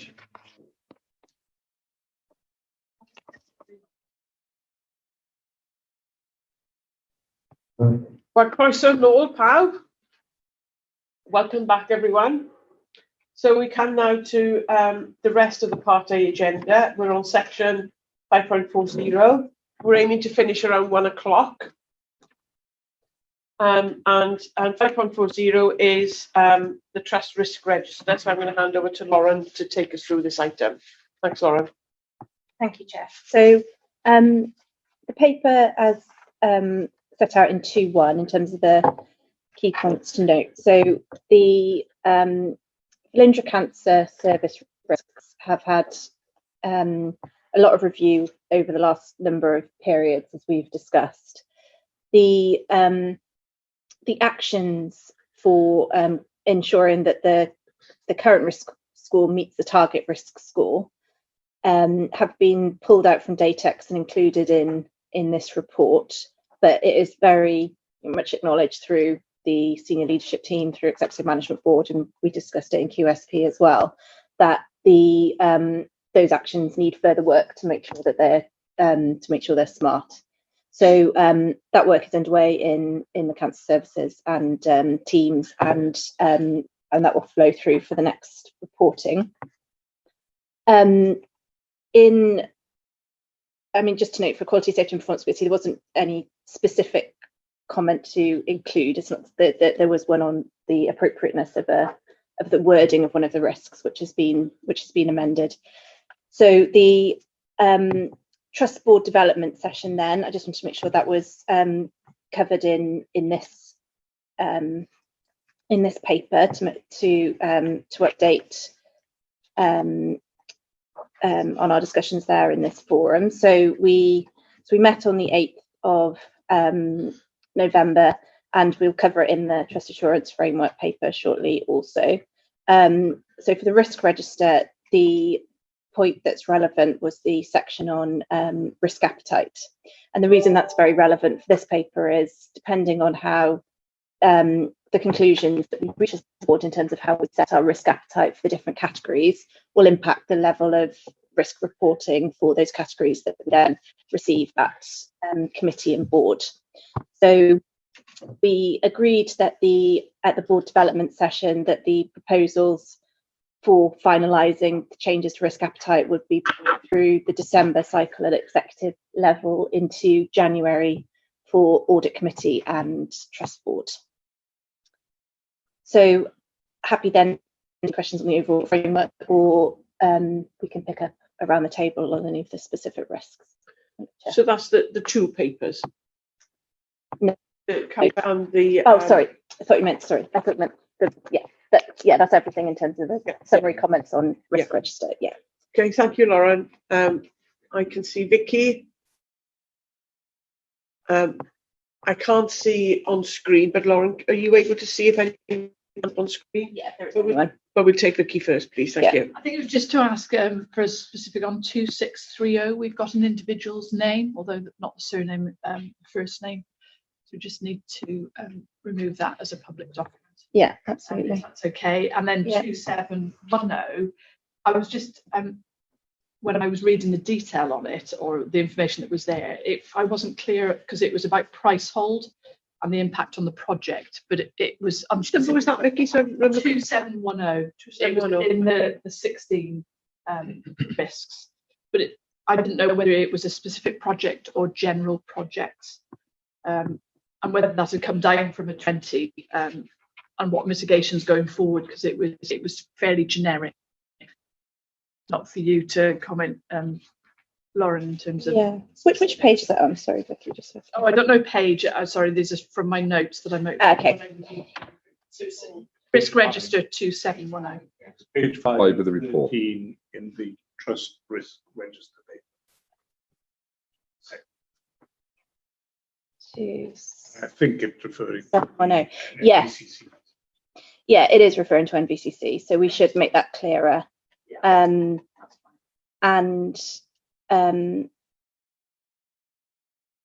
that was actually the one that was reworded post QSP.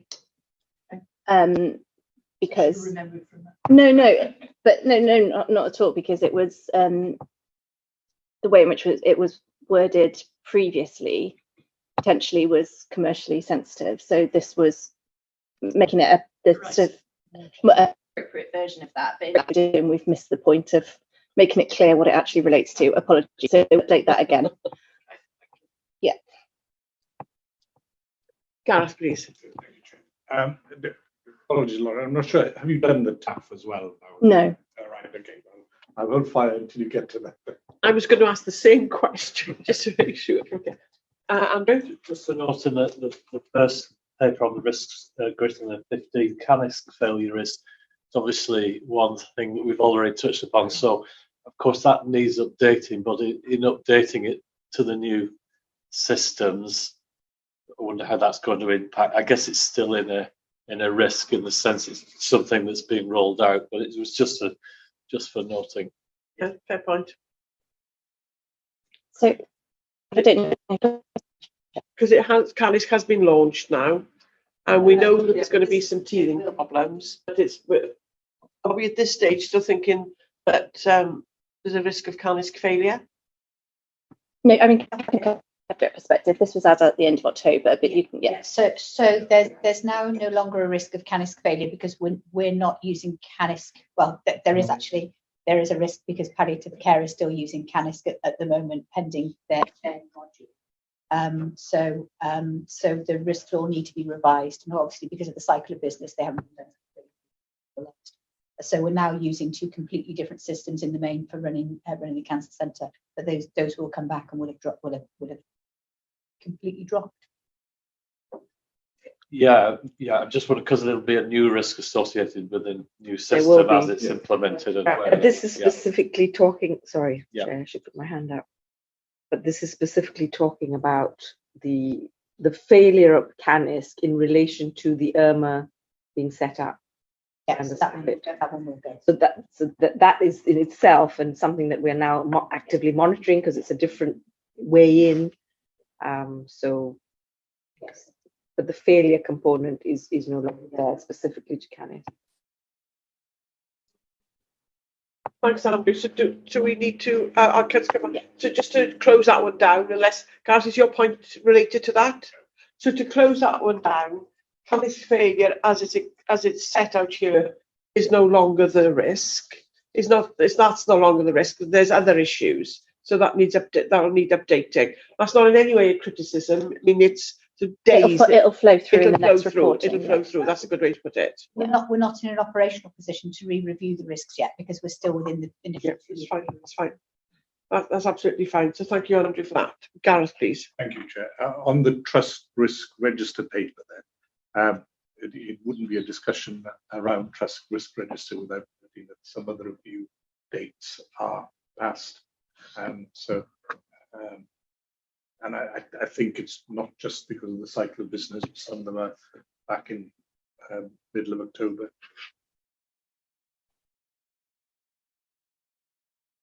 Yeah. I blow my paper up so that I can read it, and then it's taken a column off and put it somewhere else. So I'm sure you're correct, Gareth. Yes, thank you, Gareth. Noted that, Lauren? Yes. Thanks, Gareth. Are there any other points to note? So we're asked to note the risks at level 2016 and 15 as reported in the Trust Risk Register and highlighted in the paper, and also note with that we're pleased to note the ongoing development of the trust risks, the way which has been populated. So that takes us to the Trust Assurance Framework, which is 5.50, which again is over to you, Lauren. Thank you. So the Trust Assurance Framework has already been through in this format as per previous calls. The Strategic Development Committee, the split of the risks into the various other committees that we noted in the last paper that have specific responsibilities are now also receiving them. So the other point I just wanted to refer to up front was, again, linking back to our development session on the 8th, the referenced in various places in the cover paper, where we started to look at the refresh of our strategic risks and how that we forwards we embed the strategic risk content and process into our ways of operating as an organisation and as a board. So we had some really good discussion on that, and the upshot is we are aligning the refresh of the strategic risks to the IMTP process, which will then come through to board in line with the IMTP timing. And the discussion on embedding, again, will be mapped through, discussed at both Strategic Development Committee and Audit Committee in terms of their overview of the framework. But to summarise there, we talked about the way in which we make the strategic risk process more clearly embedded structures. So, for instance, the paper template, also in ensuring going forwards that the strategic risks are considered across all our board decision making, but then also in the culture of how we work by making that active discussions in the way in which we make strategic decisions at board. Encourage to relate what we are discussing back to the relevant strategic risks. So that was the session on the 8th, and then again, happy to take any questions on the framework development or on the risks themselves around the table. Thank you, Lauren. So I've got 100% hands up this side of the table. But I'm not sure who put the hand up first, because that's Gareth. Chair. I was just going to ask Lauren, on the paragraph 2.3.4 seems to suggest that the residual risk score for each of the strategic risks hasn't changed at all. Now, I wasn't sure whether that was what one would expect, or whether we would be expecting a reduction in that score assuming that some of the actions and mitigations we were taking would have effect. Yes, so that is factually correct in that the residual scores hadn't moved during this period. But you're right, there needs to be something we will take back to our executive management board shape discussion to make sure that there's a clear link between the actions noted to either increase the control effectiveness and the assurance mechanisms, or to reduce the risk itself to the target risk. And that is a level of maturity we need to get to make that link more direct. That either means we haven't taken the actions, or we've taken actions and they haven't had. And then, in which case we need to reconsider the actions. Yeah, and most of the actions are on track. So initially, it seems like there's it's not as if there's a lot of actions not on track. That's a good point in terms of the development of this framework. Yeah. Thank you, Gareth, for that. I'm not sure if Hilary or Vicky was next. Vicky. I mean, I think it's really helpful progress that's been made, Lauren, from 3-4 months ago. It's significant. I guess the bits that I was picking up, one was ignorance by part, fating of blood. You know what the FATING. Fating. Yeah, fating. So the fate of blood is who it goes into, where it goes, and who it goes, and that's the phrase that's normally used. So that's fine. You learn every day. But I think my general point, which fits in a little bit with what Gareth was outlining, was some of the controls that are in place. The wording is future based rather than this has happened, the policy or the procedures in place, therefore it's a control. It's future word. So it's key control with a focus on whatever the rest of the sentence was, to be agreed. C4 in TAF 4 was that was going to be reviewed. That's not a control, that's an action that will end up being a control. So I guess in the progress that's significant that's been undertaken with the wording and the population of this, I guess some of those controls and assurances just need to be proofed so that they have happened and are in place to be a solid control. Yeah, absolutely. I mean, we have talked about that in terms of, we'll go back and round that review, because even if things haven't been completed, they may be partially effective as a control mechanism, depending on the implementation of that aspect. But they definitely shouldn't be effective controls ratings if it's a future-proofed one. And again, just to be made that more explicit where that is the case. Yeah, but I think it's a measure of how far we've come that we can have that point raised to us, and then we'll take it on board. I think it is a measure of how far we've come. Thank you, Hilary, for that, and Vicky for that. Hilary, please. Yeah. So Vicky's actually picked up the one point that I was going to make, but then specifically under TAF 05. There are gap in controls listed, but there's nothing listed in gaps in assurance. And my question is, if there are gaps in controls, there must be gaps in assurance. You're under action plan for gaps identified. I'm in the second document on page 15. Yes, organisational change. Yeah, that's what I'm looking at. It's got 1, 2, 3, 4 bullet points. Yeah, I'm in the right place. Yeah. There are nothing is listed in the gaps in assurance, and what I'm saying is, if there are gaps in controls, there has to be gaps in assurance. Yeah. I will. That's a fair point. No, I'll take that away because it's spot on. I guess I could list them now, but they need to be listed there. Yeah. So yeah, absolutely. So I'll take that away. I do apologise. Thank you, Hilary, for that. And that's an action to note in the minutes, and we get that addressed. I can't see any other hands up. I don't know if anybody's got their hand up on screen. I can't see. No one else has got their cameras on, which is why I was wondering why it's just us that's showing, but that's the answer that's come back. Okay. Oh, Stephen Harris has just turned up. We can see Stephen and we can see David now. Okay, so we've discussed it and we've reviewed it. We've noted the progress made, and as a consequence of the discussion, we've got some next steps that we need to operationalise now. And we've also, as well as reviewing the progress made, we've also reviewed the update to the Trust Assurance Framework Dashboard, which was in Appendix 1 there.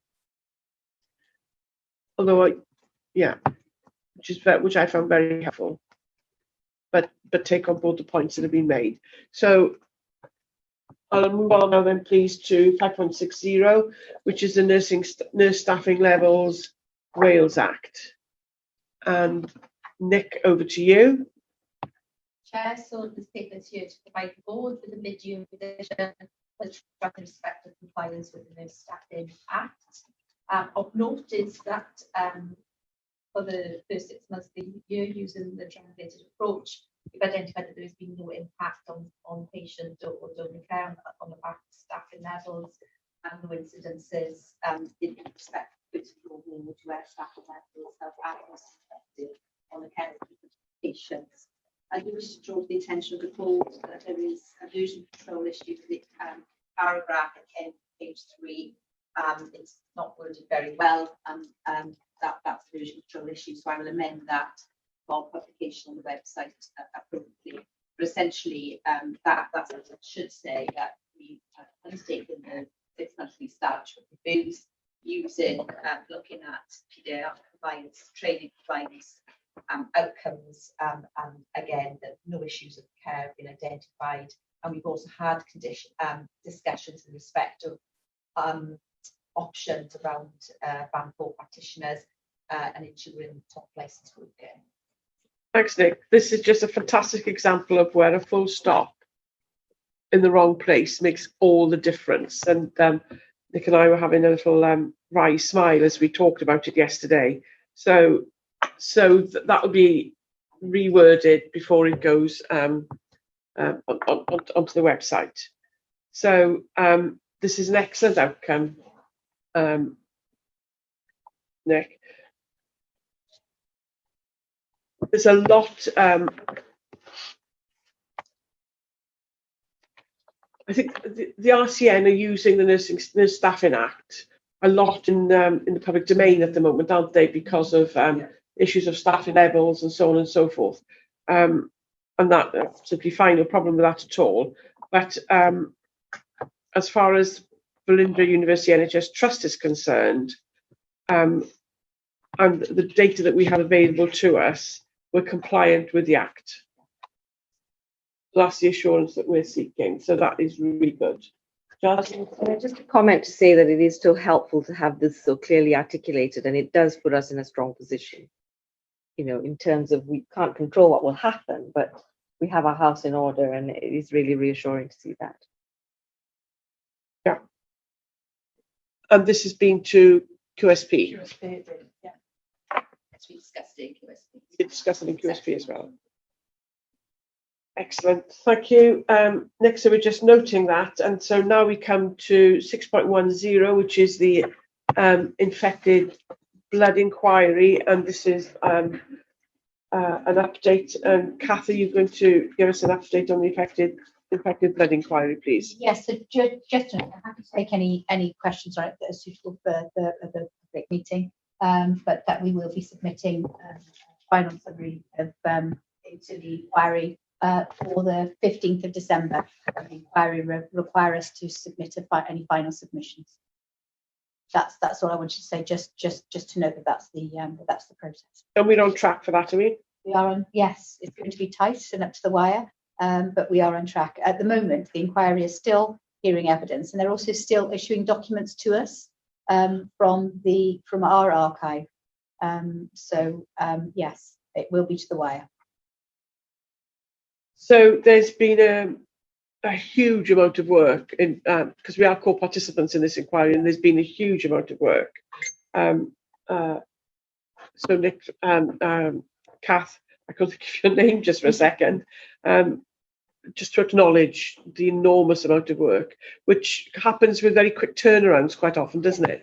You have a lot of time to do a lot of detailed precision work. So I think we should acknowledge that work in the minutes. And are there any questions for Kath?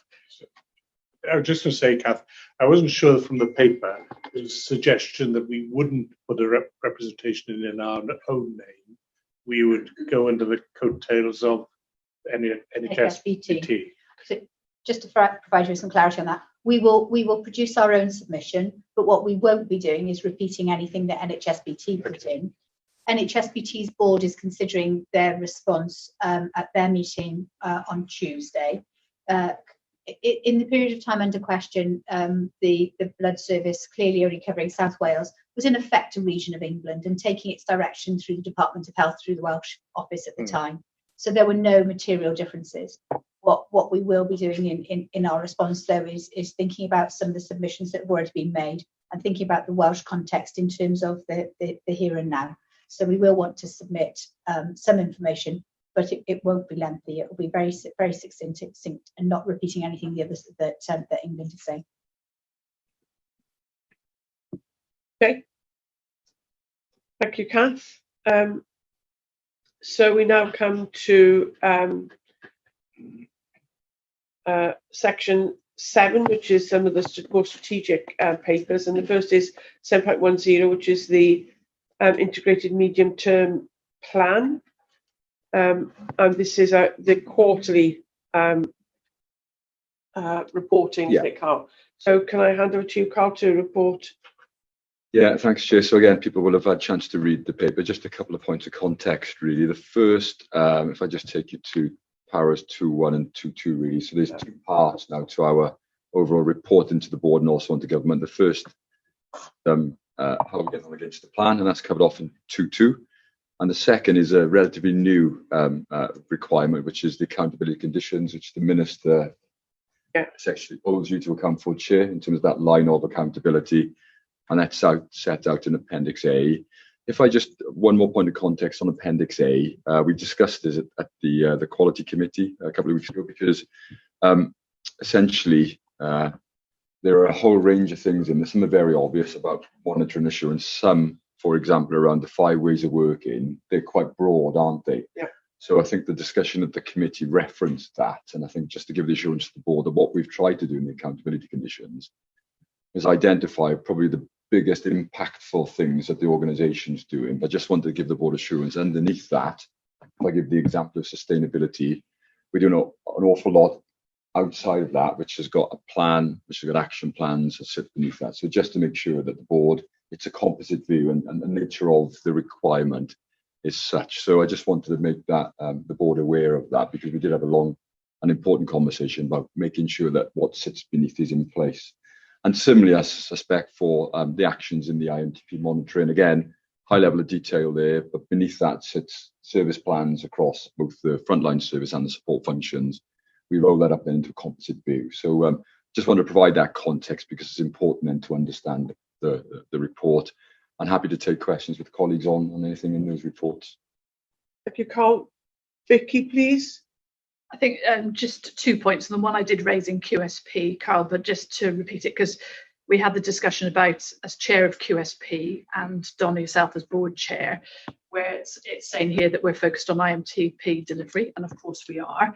But actually what I was keen to stress in QSP is that we've got the evidence surrounding that in terms of papers and an evidence trail.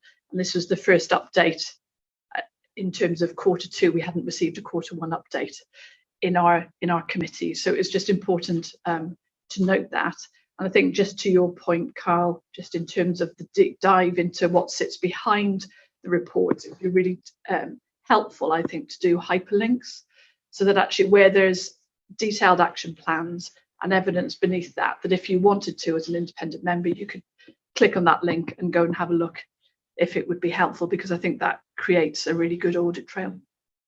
Yeah, I think the second, just respond, I think the second point is really helpful in terms of joining things up at a push of a button, so to speak. In terms of the first, I did report to the board last time. We slightly missed the sequence because of the order, and that's why we did have to report 2 quarters of activity in this cycle. But I also gave the assurance to the committee chair that we're now back into sequence, so 4 quarters, 3 quarters, 4, and so on and so forth.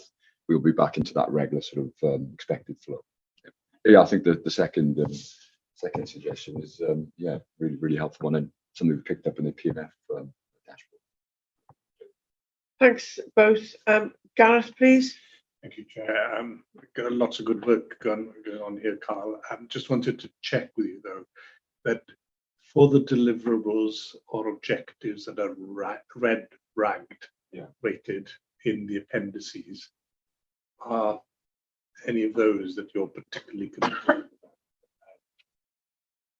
I guess the tried answer you should be concerned about all of them, but are there some more than others? Yeah, well, I mean, I guess I'll just give a sort of opening remark, and then I guess Kath and other colleagues will want to come in as well. So, I guess for us, it's about the relationship between the plan, the outputs, and the outcomes, isn't it? So, a lot of work in here is really around, so for example, building a building or putting a service in place, and then what we need to see then is how does that play out into the performance management framework, where the KPIs, if we just make one up, so patient experience or safety, should then, it's understanding that relationship, guys. So that's the thing we're tracking, and then also triangulating that with the risk register and data.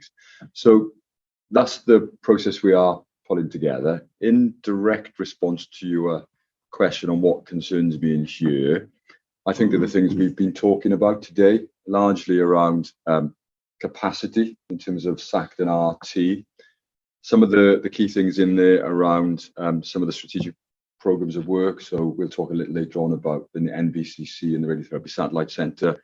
And then there was one in there which I'm particularly concerned about, albeit we'll wait to see where government go on in terms of our ability to achieve the decarbonisation target by 2025 and then on to 2030. So they're very sort of high level, and those are the things on, I guess, my immediate sort of watch list. But I guess Jazz, Sarah, Nick and other colleagues will want to comment from their sort of portfolio areas.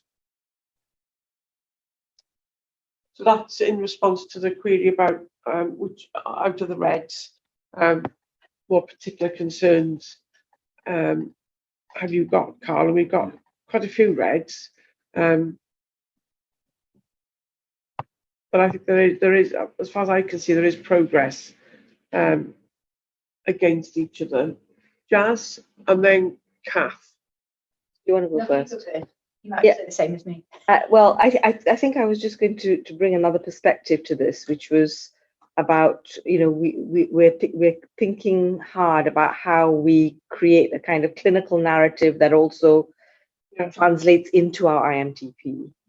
And following the cancer summit that the chair referenced earlier, we've had an internal cancer summit, which was of our clinical advisory group, where we brought that clinical group chaired by Nicola and myself with our managers, Rachel Hennessy and others. And we asked the site-specific teams to tell us what their priorities were. We used the cancer quality statement. And I think that we've got another meeting December the 14th to follow up on that. And when we were in the JET meeting, they were particularly interested in our approach to make sure that those clinical priorities are feeding into the IMTP. And although we do have processes to make that happen, it's a kind of sense check that we've got the narrative running through. So it was just to say that that's something that we are, you know, working on, and that will translate into the further iterations of this, which was a positive discussion, I think. Yeah, absolutely. And believe it or not, Jazz, that's exactly what I was going to say, because for me, it's around some of the way in which we're able to work those clinical prioritizations for change through in parallel with our service change ambitions in terms of changing pathways for the current things that we're doing, and where we make some of those choices around prioritization. And I think, as Jazz said, we've got a plan for how we're going to strengthen that. I think there's a lot of things that are red but are in progress, just not where we'd like them to be. I also think there's something for us, because we're just in the process at the moment of going through all of these in a phenomenal amount of detail to set next year's.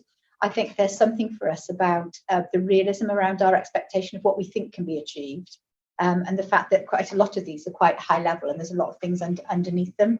So I think there's something for us to seriously consider how we plan and face things as we go forward, to enable us to really be able to articulate to you what amber and red actually do mean as we go, as we go further through. So I think we need to be, I think one of my reflections on your question just then is we probably need to be a little bit smarter about that too.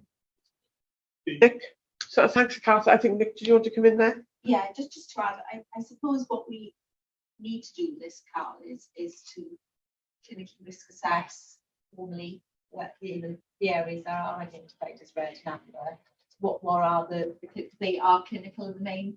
Yeah. Some of them are research related and are mostly clinical, and what is the impact of those areas actually not being where we anticipated, and I think we need to risk assess that formally and as a step forward. Yeah, can I just come back? I agree, Nick, and I think we should expect that those risk assessments are already in place from the majority of these, because they're current service provision, aren't they? But I think we do need to go back around that. That maps across the Yeah. two risks. Yeah, absolutely. Yeah, it's a really good suggestion. So I think, just to be clear, not all of these other red ones are clinically based, except that maybe those should be viewed as the most important ones, but they're not exclusively those. And just to remind the board that the red, the legend against that is that challenges causing problems requiring recovery actions to be identified. So it almost says that there's a sense of urgency and immediacy about them that we need to be looking at. And I think one of the things for me, Nick, relates to brachytherapy. I don't dispute anything that's written here, but I think it's a different risk now. We've had the peer review, we've got the action plan, but there's other issues in relating to brachytherapy now. So that for me needs so it is green, and it's right that it's green, because in terms of how it was articulated originally, we've delivered, but it's moved on. So the risks are slightly different now. Oh, there's a lot to keep abreast of, isn't it? With there is. I was also interested about the. I can't find it now. The clinic capacity for clinical trials. Is that in relation to radiotherapy? New demand and capacity for clinical trials. So does that mean to undertake research in radiotherapy? Is that can I translate that to the capacity to do research in radiotherapy? Yeah, I think it's probably speaking to it as a general term. We do know that radiotherapy is the top. I think what it's saying is, as the service pressure has been so great, then it's harder to have that time for research. At the end of the day, it takes longer to recruit somebody into a study than just give them standard of care. Yeah. So it's making sure that we're aware of that, and I guess we're mitigating it, which is why it's there. So for me, I thought that the mitigating actions, I don't know. For me, I couldn't make the link as to how those mitigating actions will solve that issue. You're right. I don't think they're very well described. What we do have, though, I suppose, to provide some assurance, our performance reporting at RDNI is actually based on the targets for the IMTP. It's directly related. So we are having that conversation around that table. But maybe this needs to be refreshed according to what we're saying there. What I would say. I agree with and you. I know because I've said we're not articulating it. It's not articulated well here, and this is the place where the ultimate assurance is provided. I can't see any other hands. I was just going to make it back to Vicky's the general comment, isn't it? So I think it's understanding the clear alignment between the various things, and I think that the key thing for us really is just to be sharper. Just sharper with these things, isn't it? Because they're there, but it's just that, So I think we know what we need to do is doing it, isn't it? Without wishing to prolong this, just one last question for me, and without wishing to be negative, but if we don't deliver on some of these key objectives and key deliverables, recognizing that we've still got a period of time in which to do so, what is the consequence? Well, that's a broad question, so I can probably give a hopefully a sensible answer in terms of, if we start with what are we here to do, and that's provide blood and cancer care. So it's understanding those things, and those are the things in our tight grip on our risk register as an executive management board, and we understand the relationship between those things versus things we're looking to do to develop. So the core service, Gareth, is high on our list, and that's what we sit on every day. I guess then there's another set of things around advancement and development. So those things are still important, but they might be in the want to do them, might not have the capacity or whatever that may be to do them this year. So what's the impact? And then the third set of things broadly around those strategic programs of work, and we'll jump into the infrastructure and the blood service, plasma fractionation, and things like the new cancer centre, radiotherapy satellite centre. And we understand those as well. So I think we as a team are going back around that, and I think it does start to play into then the conversation all NHS organisations, including ourselves, will have this year into next about those things. What are the real big things we have to deliver, given the context in which we're going to operate and the money available? So I think it does start to set us up for the conversation next year about needs, wants, and musts, and I think that is going to be helpful for us. And I joined the chief exec's chair's discussion yesterday with Donna, and without giving too much insight into that, it was very clear that we expect a very clear direction from government next year and into the following year about what are the things which are just really core for NHS services. So,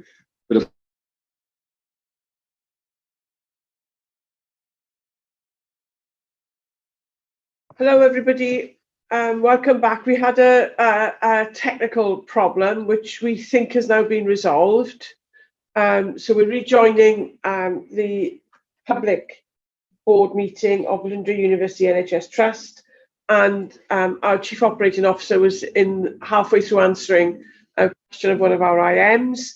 So in relation to the IMTP, Kath, I'll hand over back to you to complete the answer. Thank you. So I was just following on from Carl's articulation of the fact that included within these objectives are our ambition, and that on top of that we are managing the current service provision.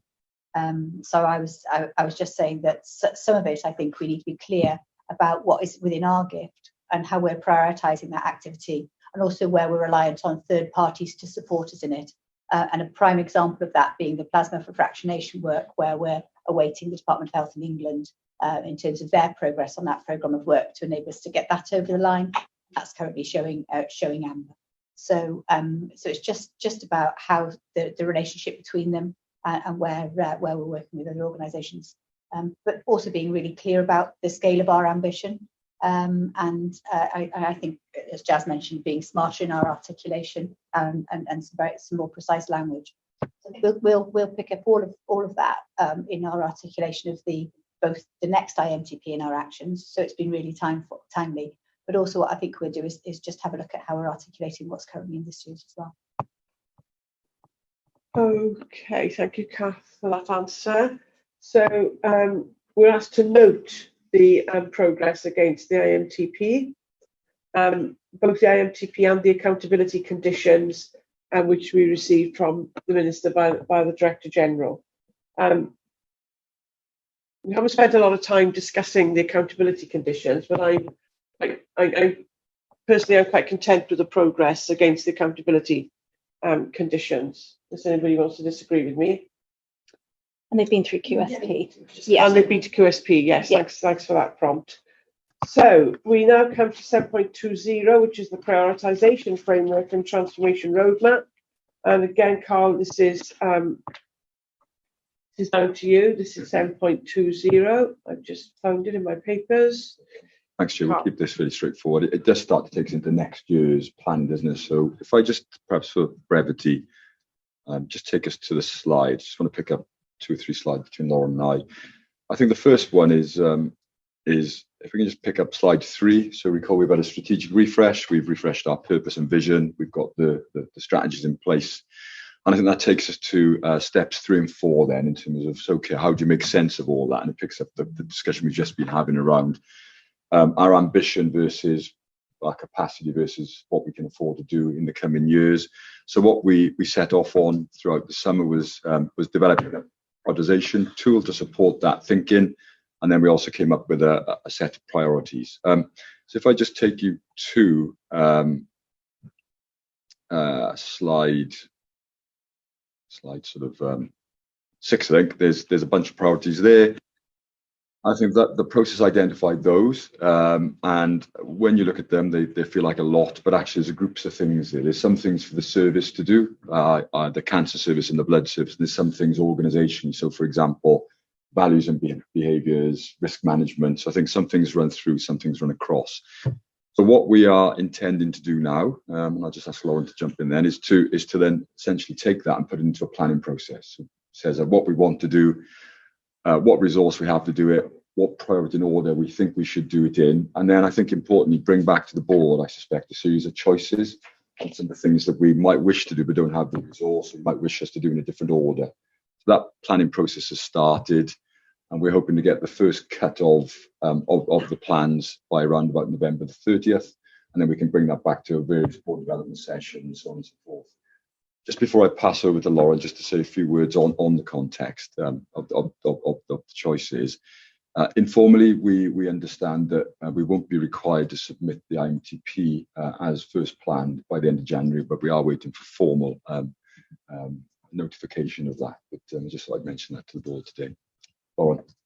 Thanks, Carl. And I think from the last couple of meetings we've had with the Director General and the Minister, it could be a more streamlined process because they're going to issue us with a template. Yeah. So that they're able to compare organisation with organisation and so on. So we won't have to sit down and think, how shall we present this? How shall we coordinate something else? There'll be a template for us to fill in. Yeah, that's our understanding. Just for the Lauren will come in. Yeah, it's a national template, and essentially what they want to be able to do is, like we all do anyway, and I think we're in good shape for it, is essentially understand what's the outcome we desire. Yeah. What are the objectives? What are the actions? What are the tangible measures we can know that we've got there? So they want to be able to do that for obvious reasons. And on secondly, also understandably, colleagues in Welsh Government want to be able to look at the read across between the various plans. So we talk about cancer, what's happening in LHB in terms of diagnostics, and then what does that mean for us in terms of treatment? So they just want to be able to see in a simple way, which is understandable, the connections between the various organisations' plans. And at the minute, it's fair to say we've all got a slightly different flavour on how we present those plans. So I think there's some real merit in having a standard approach. Yeah. So that will come in due course, but it'll need to come quite soon. So are there any other observations? Do you want to come in, Laura? Just very, very briefly to note the comments from Strategic Development Committee are noted in the pack, and the cover paper just picks up on a discussion that we've had on this matter in the extended leadership team with the executive team since then as well, around ensuring that when we talk about this with our staff and with our wider stakeholders, our patients and our donors, it's made really clear how because this is a collective effort, isn't it? Everyone contributed to this process over the summer, and how we went about that was prioritising our activity based on our strategy, which has core service excellence as it's embedded through our strategic aims, with quality and safety as the strategy's golden thread. So it was just to reassure the board that in our articulation of this and how we communicate and embed this through the organisation, that point will be made really clear. These aren't just add-ons at the side. This is around the development of our core service for the purposes of quality and safety as the driver. Thanks, Lauren. Gareth, please. I think I've seen an iteration of this table on page 6 before, showing which are, well, I don't know, but with showing which are our statutory obligations. That would be helpful again to see some implementation of YouTube candidate. Yes. But I'm sure that will come through. Yeah, apologies. I mean, the legends dropped off, but they are the ones in bold. I see. All right. Yeah. Okay. Sorry, it's just the format of that slide. Yeah. Apologies. Yeah. We can make it stand out better. Yeah. Thank you, Gareth.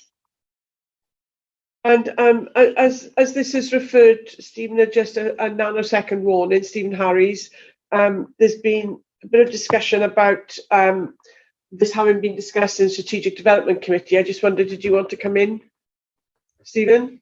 Well, nothing particular to add. I think part of this came from the conversation at Strategic Development Committee about being absolutely certain that these are the priorities in the sense of the classic situation when everything's a priority, nothing's a priority, and it was merely a matter of seeking reassurance. And it's not the time or the place to get into if we have to choose amongst these priorities, for example, because of financial pressures or other things, what's the process for doing that? Say that's not the time or place to have that conversation. But obviously these are a large number of priorities, and hopefully will be resourced and capable of actually moving them all forward. But clearly, if it becomes a challenge, we may have another interesting conversation about prioritising priorities. Yeah, quite. Just Vicky. Vicky, sorry, I didn't see you there. That's okay. I think just to ask really in terms of the capacity to deliver all of these, then what would be really helpful is to have the exec lead that would be having this in their objectives, because we've had discussions as a board about overall capacity of the team. And I think it's great, Lauren, that you've discussed it, you know, or there have been discussions with the wider leadership team, but it's important for everybody to know which exec director is going to be leading this piece of work. Is that realistic from their point of view? And are they signed up in terms of your PADRs? Yeah, no, I agree. I agree absolutely. And so I think back to Stephen's point, we're now in the planning process to bring back to the board what we think as officers are the sense of priority and order and what can and can't be done. I think the other point we'll bring back, and we had a discussion at the board development session, and we as a team agreed on an REMB on Monday, alongside this as well, as we start to really sort of strengthen our existing arrangements, we'll sit the performance delegation and accountability framework, which starts then, as you described, Vicky, be really clear about A, do we all know what we're doing? B, individually are we accountable? And C, have we got all the tools required to do the job? So I think that's what we're looking to put in place, going forward from it. Lovely, that's great, thank you. Thanks, Vicky. So we note presentation and the cover paper, and we've had a good discussion around that. So that takes us to 7.30, which is the board's anti-racist action plan, to be introduced to us by Sarah. Thank you, Sarah. Chair, as colleagues would be aware from previous conversations we've had, in June this year, the Welsh Government published their Anti-Racist Wales Action Plan. We, of course, have been tasked with responding to that, and I'm just really pleased to bring today the first version of our Trust Action Plan for approval at the board. So what we can see here, that we've taken account of conversations we've had with colleagues and a group that we set up within the organisation. So Andrew, just thank you to you for participating in that discussion, just to pull together the first version of our action plan. And I say it that way deliberately. What we've done is respond specifically to the actions set out by Welsh Government, but also build on that from other work that we've taken account of. And you can see under 2.1, so the Equality and Human Rights Commission report around experiences in health and social care around lower paid ethnic minority workers, and also some work that has been published from Public Health Wales focus group report, which is experience of Black, Asian and racially minoritized employees. So we've tried to triangulate the work that we've identified as necessary. Recognising that we have a target to publish the first version of our action plan by the end of this calendar year, very much reflected on the fact that if we step back from the specific actions listed in the national work, we need to actually establish a culture within the organisation which is anti-racist in its approach. And to do that, we have to talk to our staff, talk to our patients, talk to our donors, to actually understand lived experience and people's personally, the way that people have personally engaged with the organisation, and the way that we can better that in terms of their experiences. So one of the actions in the action plan is to do just that. In other words, to drive the second version of the action plan, which would be more nuanced and able to actually build on those those lived experiences and that conversation. So I just wanted to point that out specifically. What we can see in the action plan then at the end of this document is there are some very, very specific things. For example, we need objectives for all board members. And then there are some much more systemic things. So there's a very much a mixture of the two, which we need to now set ourselves up to deliver. And we intend to monitor this through the Trust, Healthy and Engaged steering group. And of course, then bring regular updates back to QSP and to board as we would expect. But just recognising that this is now going to be an iterative process going forward. So I'll stop there, Chair, but happy to take any questions. Thanks, Sarah. I was just having. Yes. I knew I'd seen it. I was looking for a separate paper for the plan, but it's just a follow-on. It's in the yeah. So thanks, Sarah. Before I open it up, one of the points I just wanted to make is there are expectations for us as independent members, and for me in particular as chair, in relation to this work going forward. And to that end, I've invited Sarah to our meeting, which is next week, I think, of IMs, for Sarah to talk us through some of the responsibilities and how we might work together. So we will have a session on this at the IMs meeting next week. And I think it's in your diary, Sarah, isn't it, to attend that? Yeah, that's excellent. So having said that, Vicky, please. I think just to ask Sarah, because as I was reading through the paper, my thoughts were actually... Sorry, Madupe, we haven't reached that agenda item yet. Apologies. Just sorry, David. My thoughts were actually how we would measure this in terms of our success. And some of it goes to understanding from the patient and donor experience, but staff experience as well. But is there any indication through Welsh Government about the outcomes that they expect as a result of that? So given that we're going to have the conversation next Tuesday, that's great. But actually knowing what to deliver with what expected outcome, because in a way through all the reading, unless I've missed it, there isn't a baseline that says this is our current issues, these are the current experiences, this is where we want to get to. And that was the bit I was sort of struggling with in my head about, so what would we be doing, you know, chair QSP, how would I work differently in that to demonstrate my commitment to that undertaking and the improvements that are required without a baseline? No, absolutely. And I think this is one of the things that we need to establish, isn't it, when we understand exactly what that lived experience is within our organisation. So to address the question directly, we haven't been set that from Welsh Government. What we do have being implemented next year is the Workforce Race Equality Standard, and that'll give us some measures through the employment journey, which we can then start to measure. But we know actually this goes much beyond that, because we're talking about patients and donor experience here as well as the workforce experience. So we need to establish that so what question, and we need to do that in partnership, I think, across the NHS to understand how we can best measure it. It's a difficult one, isn't it? Some of them will be through proxy measures, and I think some of them will need to come through our experience measures, which we've got, of course, available to us as an organisation. Yeah. Hilary, sorry.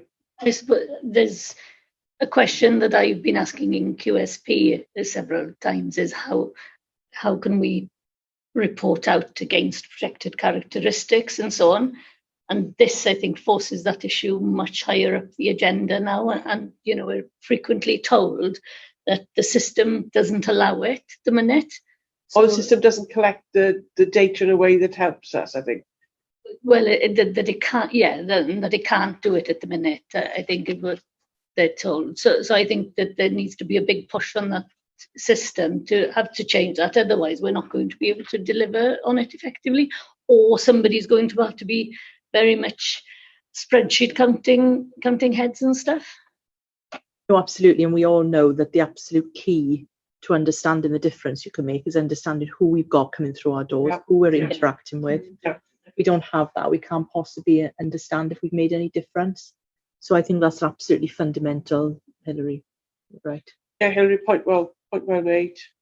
Kath? I think crucial in this is going to be the awareness of this, the implementation of our patient engagement strategy framework. So I think it's really important that we make sure when we set everything up that we've got that, equality and diversity in the approach that we take.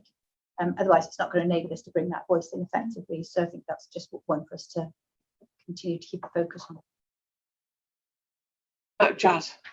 I think that the main thing about this is that it gets this question on the agenda, Keeps it there. and it keeps it there. And one of the top things, I think, in the second bullet point talks just about the equality impact assessment that we use.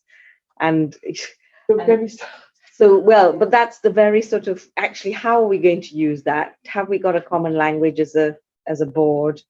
And how will that help us to make progress? I mean, that's the whole point. It's not just reporting against it, but thinking about it. So, for example, our D&I committee, it may be that we want to look at how we are recruiting across different groups. So we set ourselves a target. So I think that this will, this list of actions will probably evolve in reality. Indeed. There'll be some things that we are able to do, some that maybe will take a bit longer. But interestingly, I think I forwarded an article to Sarah where that people are already in the R&D space, looking at this particular issue. So this is a live kind of international piece. It is very much alive. And we're looking now at the anti-racist action plan. Hillary's point is about protected classes across the board. Same principles, isn't it? Quite often quality, with a little bit more thought behind it, because you have a paper which says, here's the problem. What we're going to do is, for example, develop patient information leaflets which will be widely distributed, and then it'll say no equality, no impact. There is no equality impact. And then you'll say, what about the visually impaired? What about people whose first language isn't English? What about? And so even the most innocuous appearing actions that we might want to take against any number of matters that we're dealing with will probably have equality impact that we need to consider. And if I could just get that message out into the trust as a whole, I think that'd be a job really well done. But today, so your point is very well made, Jazz, and we did thoroughly go through a lot of that, didn't we, Andrew, at RD&I? It was only 2 weeks ago. Was it 2 weeks ago? Very recently, anyway. But if I can bring us back to, this is the anti-racist action plan, just for a moment, and see if there are any other queries for Sarah or any other observations to make to Sarah. Looking forward to seeing you on Tuesday. And we're asked to approve this action plan. So this is, so I can't see any hands up. So, and once we've met as IMs, we might add or modify. Although we're approving it now, it has to just be an organic, alive document, doesn't it, Sarah? Otherwise, we'll become stuck at a particular place, which needs to move on if we're not careful. Absolutely, this is a one line in the sand, but clearly this needs to be an evolutionary process then, as we know. So I move that we approve the action plan. Thank you, Sarah, for bringing that to us today. So we now come to a business case, 8.10, and we've got some colleagues who are going to join us. So apologies for keeping you waiting. We had a technical glitch just about 20 minutes ago. It's the digital team. And we lost about 10 minutes then. So apologies for being late. So can I just say welcome to the Trust Board meeting, and I think you're going to join us for lunch, which would be excellent. So we're going to discuss LIMS. Yeah, I thought I couldn't find it there. We're going to discuss our LIMS system, which is the Welsh Histocompatibility and Immunogenetics Service. Been waiting for a long time for this to come. So we've got David with us, we've got John with us, and we've got Felicity May, who's our clinical specialist, histocompatibility and immunogenetics digital lead. You're all very welcome. I've just lost it. We have your paper. which we've read. So David, can I hand over to you to introduce the item, or are you going to? Yeah, no, the guys are doing all the hard work. So yeah, just hopefully they'll make sense of it for us. And then I think there's a second part in part B where we get into some of the more commercial matters. But this is about, is there a need to change? And I just pass across to the and just noting to colleagues on the board, this will be for approval, so that we've got we're looking at it through the right lens when our colleagues begin. So if I can hand over to you. Thank you. Yeah, absolutely. So I'm conscious that in terms of this session of the agenda, we're looking at the strategic case. So what I'll do is I'm going to hand this in a second, just kind of talk about the kind of the service and the business need, because that's her area, that's her domain, and then I'll talk about a little about alignment in terms of strategy and digital strategy and approach. So hopefully that's okay. And then we'll take any questions that you've got after that. Yeah, Liz, do you want to go first? Are you happy for me to stay here or to move yet? So hi everyone, thank you so much for the opportunity to present this to you today. So I'm Felicity. I've worked for the last 15 years at the Welsh Histocompatibility and Immunogenetics Service. I'll call it WAYS from now on. I call it WAYS. David actually calls it WAYS, but there's probably other ways you can pronounce it. I'll leave that up to you. So I will try and keep this reasonable. But when you work for a department called WAYS, as part of WTAIL, WBS, and you're looking for new limbs, it's easier said than done. I know. We'll found in acronyms.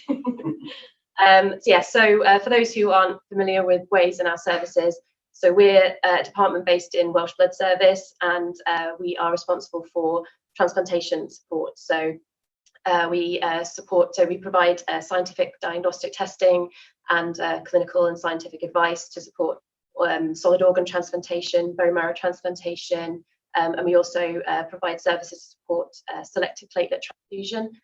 We use some diagnostic services as well, so genetic disease diagnostics and transfusion reaction investigations as well. So big suite of services, and we're actually the only H&I laboratory in Wales that provide those services.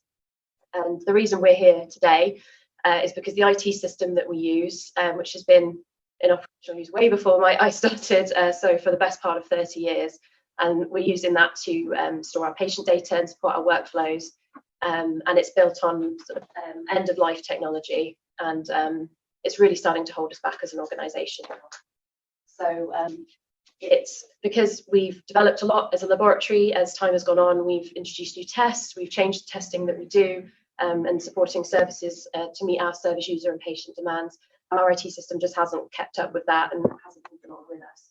And so it's quite limited. And for that reason, we've had to introduce quite a lot of resource heavy and inefficient workarounds to be able to keep the services running. So it's a testament to us that we've been able to keep the service with an IT system that was developed for services we had 30 years ago. So being able to, so our sort of proposal here is that we replace that IT system with a commercial, industry standard, modern, fully supported laboratory information management system. And this will enable us to reduce those workarounds that we have. It will support all the testing that we have currently, enable us to introduce new tests as well, and support what we need for our patients. So for example, we have a lot of requirement for manual transcription. So our services, they don't support transfer of data in and out of our system to analyzers or to electronic reporting systems. So if we had a modern system, we would be able to build into that and integrate and send our data around, and that would improve our services for our patients. Our patients would have better access to their results. It would be more efficient, and it would also be a lot better for our staff as well. So our staff are obviously carrying the heavy burden of an awful lot of workarounds here. It will enable them to use their skill set more effectively and improve our services for our service users and patients. So yeah, it's essentially what we want. We want to be able to do what we're doing now, but a lot better, and be able to adapt it and modernise for future. That's very clear. I'm just going to note, so now replacing the system has been on the agenda for as long as I've been in the trust, but just reiterating, the issue was that we had to develop an in-house programme because there weren't any commercial suppliers out there, and that position has now changed, and there are companies who can provide this for us. So we've taken a long time to get to this point, and we're very appreciative of the workarounds that you've developed to keep the system going and functioning appropriately. So just we were aware as a board, we've been aware of the inconvenience and how in this day and age, it's been some very kind of archaic practices that you've had to use in order to keep this system going for the sake of our patients, donors, etc. So just wanted to put that on record. And so now we've reached the point where you put a pre-notice out. That has led you to have confidence that there are sufficient suppliers in the market that we can go to tender. Yeah. I mean, it's amazing you kind of called out blunt some of what we wanted to say. So I mean, I'm sorry. I'll let it's great because I'll let John take that question, because I think absolutely, I think reflect in terms of where we're at today. Yeah, so it's history of the project. So late 2021, we just to start the pre-procurement work, which enabled us in early 2022 to go out to market for that pre-engagement. That has given us the confidence that there is now commercial products available that fit our requirements. And on that, then we also were able to get some indicative costs, which has then been put into the business case. And what we've done with that is use procurement advice, which was to take a midpoint between the median and the highest point of the costings, because they were so varied, just the suppliers that we had. And that's the cost that we put into the business case. We're currently developing the user requirement specification to go out to tender to make sure that we get the best product, and that should be ready by Christmas. All right. Okay. Thank you. David, do you want to say? Yeah, I suppose the only, just in terms of the alignment, in terms of strategic intent, really, obviously you approved the digital strategy back in May. One of the pillars, if you want to call it that, within there is about ensuring our foundations. And I think for me, this project very much sits in that space. And as Phyllis has kind of articulated perfectly, we're running a system that does a job, but really constrains us in terms of service improvement and the future ambitions of that service. So for me, this would put the platform into place that's going to give them the foundations that they need for the service. I suppose the only other thing I'd probably mention is in terms of that kind of the funding approach and where this sits in terms of the national context, is because, as you mentioned, we were previously trying to deliver a solution under the National LIMS programme. Some of you remember the terminology around Orpheus, and that we scoped that a number of years ago through this board. The intention with this is we had agreement a number of years ago that we would frame this procurement and this implementation under the LINK programme that's obviously ongoing at the moment. So the WTAL requirements, I think rightly, were decoupled from what I often call the core LIMS procurement, and that implementation, as many as you will know, is now well off and running and is in the process of being implemented. The full business case for the core LIMS platform that's been implemented acknowledged that the WTAL need would be managed separately under a separate procurement. So we've got that kind of cover, as it were, in terms of this being in scope of the LINK programme, but managed separately to histopathology and all of the other domains. So that's the intention here in terms of the funding request that's in the business case, is that we'd be looking to Welsh Government for a majority of those costs through the LINK programme. Yeah. So whether we're just talking earlier about some of the funding pressures on Welsh Government in this coming year, but we'll return to that. Andrew. Thank you. Yeah, and I'm just noting that UCAS accreditation made some specific comments, which obviously when you're going through that accreditation, you have to take note of. I wonder whether you could give a sort of wider, maybe sort of UK or perspective. Is there things we can learn from across the border to the other nations?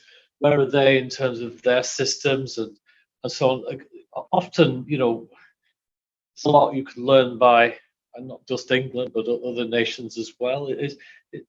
Where are they, and are you able to get advice or work alongside them to help you? Yeah, take that first. Yeah, of course. I was going to say we have undertaken some engagement with other H&I laboratories. we're quite a close-knit community in that respect. So some of the suppliers, I was going to say that in the business case, it does cover that there was an exercise run by the National External Quality Assessment Service, which is actually hosted in Dovetail. They actually went out to international laboratory, H&I laboratories, and asked them what their systems were. And there was quite a lot of a high proportion of them that were developing their own in-house ones, like we had 30 years ago. But there are we have seen how the market has changed over time. So when we were in the original LIMS project, there wasn't a lot of commercial systems available that were specifically tailored to our very specific needs.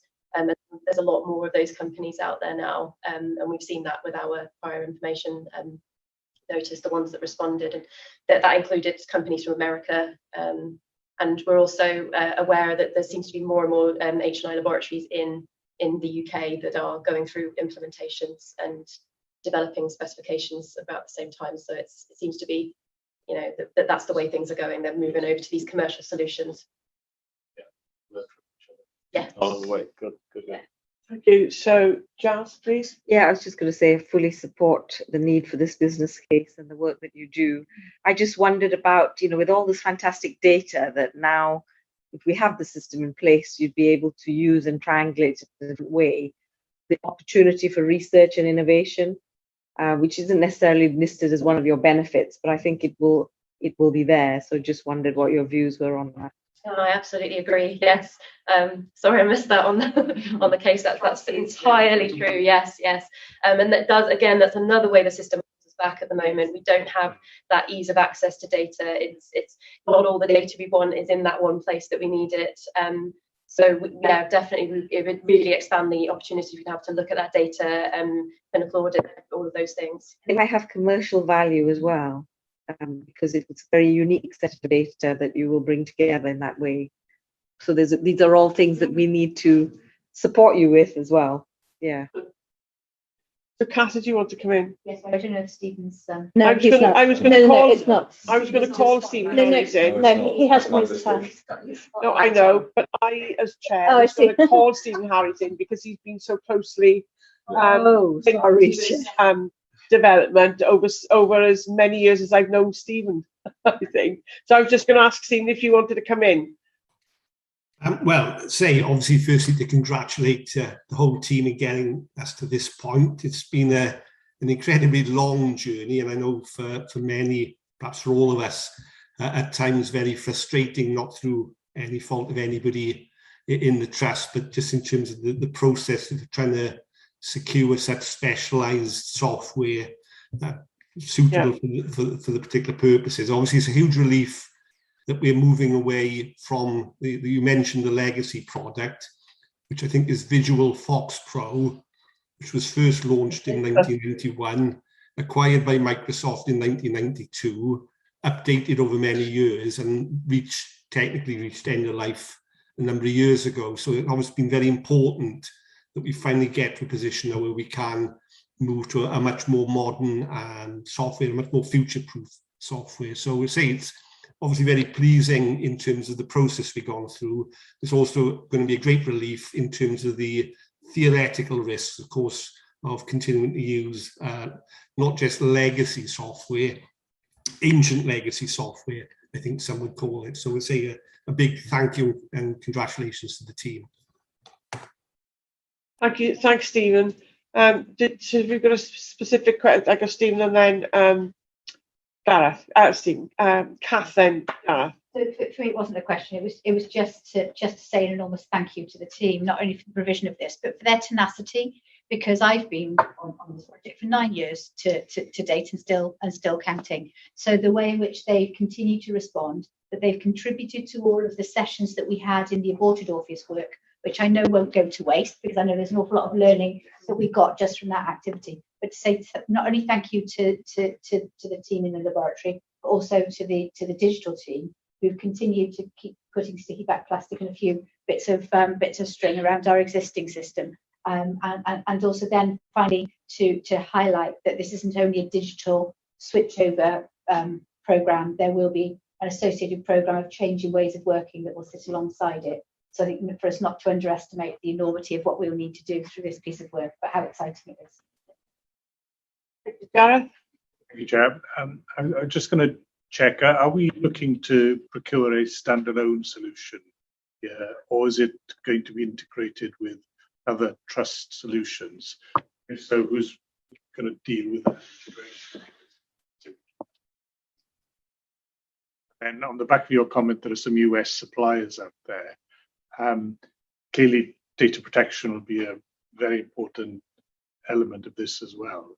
And I think not to underestimate the amount of resource that will be required to, I don't mean this disparagingly, but to procure it properly, because there are lots of issues that need to be considered. Shall I take that one? So in terms of integration, the answer to that is yes. So I think there's some obvious integrations into some of the national NHS Wales infrastructure. So who would manage that? That would be for us to manage from the digital team alongside our colleagues in digital healthcare in Wales. So things like one of the existing constraints that we're unable to do, for example, is register results into Welsh Clinical Portal. So there's certain things that we already know that we want to do, and I'm sure as that national estate matures as well, we will get benefits from that the local systems will be able to use. I'll let Fliss answer the question about how much integration there would be with other laboratories. I'm not sure about that one. I'll have to, so if you hold that thought, and I'll come to you in a sec. In terms of data protection and the like, so absolutely, I think part of the procurement process, I mean, we're envisaging this will be a normal full open tender, so part of the assessments that we'll be doing in terms of cloud security, if we end up with a cloud solution, and we've left it open at the moment because of the relative variety of maturity that are in the suppliers that are in the mix for this solution. Whichever kind of arrangement we land at in terms of hosting, the usual IT security and data protection checks would be a fundamental part of that open tender process. So we recognise that's something that we're obliged to do as part of any tender. So that will be central to what we do here as well. Yeah. Did you say that we'd actually started undertaking the data protection impact assessment? I didn't mention that, but you are right. So we were already on it. We have already started that process, and that is informing specific requirements we put into our specification to make sure that that we've covered those requirements. In terms of integration with other systems, it's also going to be built into the specification our need to be able to transfer data with the Welsh Bone Marrow Donor Registry, which is also hosted in the same department as us, as well as the blood establishment computer systems of Welsh Blood Service, because of our involvement in platelet transfusion support. So those are built in. There's also been a need for us for a while to improve the way we send data to organ and tissue donation and transplantation, OTDT. Formerly ODT, now OTDT, another acronym. So we at the moment send data on our patients to OTDT, and the remaining sort of portion of the patient data is sent from the University Hospital of Wales. And OTDT would like us to send that data as a single centre and bring the data together, and our current systems just aren't really up to scratch for us being able to do that. So this is another requirement that we put into the specification to improve the way we do that. Thanks, everybody. So at this stage, we're asked to approve the strategic case. There's a lot of water yet to go under the bridge, but what we're asked to approve is the strategic case. I think, Felicity, you presented it very well, and we've got the written case as well.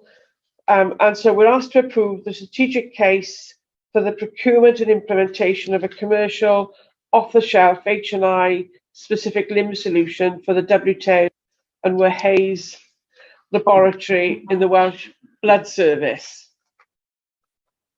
I move that we approve the strategic outline case. So thank you. And I'm pleased to say, we're acknowledging all the hard work that you've done. Sometimes people think that we as a board don't realise that it's going on, don't appreciate it, and we very much do appreciate it, which is why we're asking teams to come and join us so that we can, over lunch, so that we can formally acknowledge the hard work that's gone into getting us to this point. So I hope you're staying to join us for lunch. We'll break for lunch shortly, and I'm very pleased to note that for the first time, I think, our lunch has been prepared by our own catering staff, led by Sue Shepherd-Murphy.